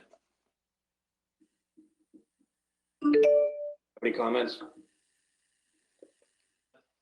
I said, no, go ahead with someone else and come back to me. Neil? Yeah, thank you, Mr. Chair. I want to just thank Lee Azanera and his team for pulling together that plan for the Mansfield Green to get that open. I know a lot of people have lots of cardboard and other items piling up in their garages. A lot of people doing spring cleaning and nowhere to take that stuff. So I would echo what Kevin said, and if you see a line of cars there, just come back at another time. You got all week next week to find the time. One question is, if you don't have a sticker, Kevin, do people have the ability to get a sticker for their car at this time? You're muted. Sorry, Neil. We're still in relaxed mode at this time. All right, so we're not going to be cracking down on that. Okay, that's fine. In regards to businesses, what kind of echo what build on what Steve was saying, and restaurants. I don't know if this is necessarily a function of town government, but maybe we could reach out to the Downtown Business Association or the Tri-Town Chamber of Commerce and do some kind of campaign. Because when we want all our downtown businesses to be there when this is over. But obviously, many of them are struggling right now. But if we could do some kind of campaign to encourage people to buy gift cards, it's not like, people can obviously donate to a business, but it's in many cases, it's money you're going to spend eventually anyway. If you like certain restaurants in town, when this is hopefully passed, you're going to go there. That might give these businesses the revenue they need now to keep the lights on. And I don't know how it impacts the town's revenues tax wise, but just an idea. I don't know if it's something we could reach out to whichever groups it might be to coordinate something to really encourage that. I think it would be a good thing. In regards to the grads, I don't know if I'm stealing anyone's thunder, but just want to give a shout out to the electric department and Joe Solicito for coming up with the idea to put a banner over Route 106 that's going to be going up to congratulate our class of 2020 grads. Let me see if I have one more issue. Kevin, on the town meeting, I know the plans are still being formulated, but can you give us a hint as to what the thinking is as to where this is going to take place? I really don't want to get into that in the specifics at this point in time, Neil. There's a lot of moving factors, but I can tell you no matter where it is, it needs to be outside. Yeah, I would agree with that. Okay, that's good. All right, that's all I have. Thank you. I know it's been a long meeting. Okay, Mike? Just quickly, Neil, that's a good idea. I'm not sure about the tax implications as far as money coming to us earlier, but the idea is not really so much for us, but more for the downtown business. So maybe the Downtown Business Association and the town can, kind of feed something through our social medias. I'm actually shocked that Neil didn't say anything about the new fence that went up at the Mansfield Green, and hopefully the trees any day to kind of block that view. It's looking good down there. It's a nice fence. I know we all walked it and talked about where those trees were going to go to make sure that we blocked that, the Mansfield Green the best we could, and kind of appreciate the view from our $35 million beautiful buildings across the street. That's it for me. Yeah, it's supposed to be next week that the tree installation is going to start. So. Good news. Okay, Frank? Thank you, Mr. Chairman. Mike stole my thunder from stealing Neil's thunder, so there goes that. And Neil asked my question about the green sticker, which is important. But Kevin, I'm sorry for springing this on you. It's not a major question, but it's about trash. I did get a question from a constituent, and I said, well, I'm having a meeting in a couple of days. I'll ask about excess garbage generated during this crisis. What can they do with it? Do you have a clever retort that's not? We really don't have an ability to take the next trash beyond the barrel. No, not unless Frank, that they would like to buy an extra cart. Right. And we can put them in touch with Christina Collins in the Department of Public Works Administration office. And her email address is ccollins at mansfieldma.com. It's a temporary thing. They can always ask their neighbors too, if they've got some excess capacity. I've seen people doing that with their recycling as well. Yeah, actually, it's funny. This person's neighbors both just recently moved, and it's not a reflection on the family at all. I don't think. That's it for me, Mr. Chairman. Okay, Stevie, this is your turn. Yeah, thanks. Great recommendation, Neil. I do the same thing because we do have some excess space, and I often will do call it a trash audit to make sure the recyclables are in the right space. I'm not that good at it, but at least there's an education opportunity there as well. Couple things I mentioned earlier about the necessity to help Kevin move forward on town meeting.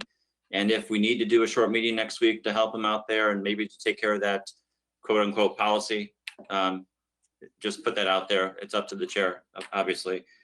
Charlene McNeil deserves some recognition from us. She is, I'll call her the unofficial photographer of Mansfield. She has been a blessing over all these years and is continuing to be a blessing for us now by posting all those ancient photos of Mansfield.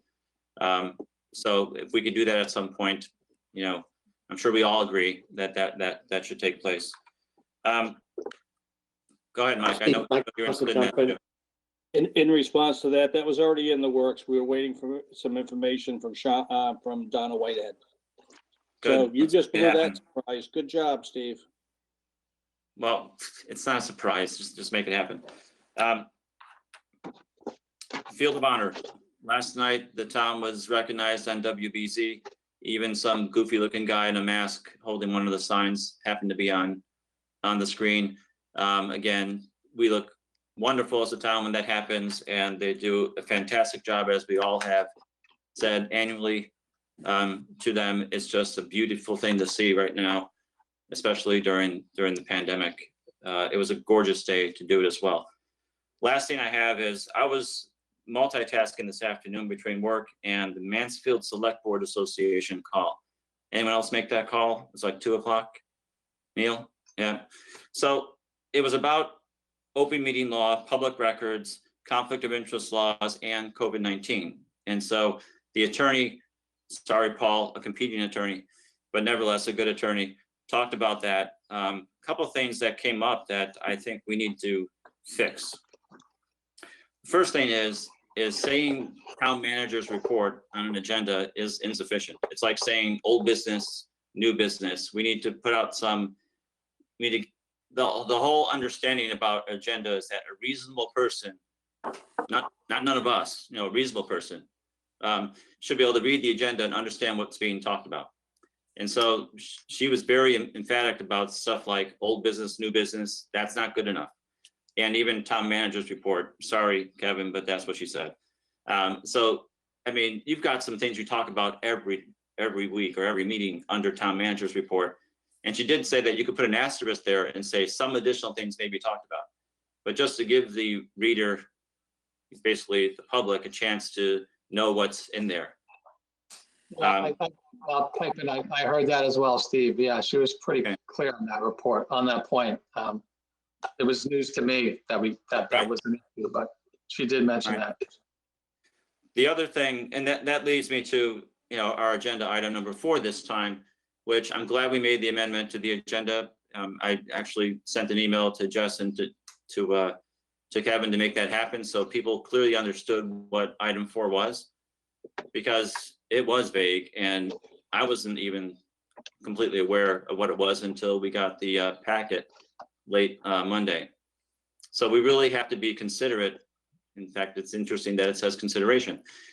Considerate when we put stuff on the agenda to fully make sure that a resident reading that can understand what it is. And, you know, Jess, the agenda is in your hands and nobody else's. You know, if you get it to us early enough, we can make some comments and help you out on that. But on item number 4, that should have been there. I'm glad we did correct it as quickly as we could.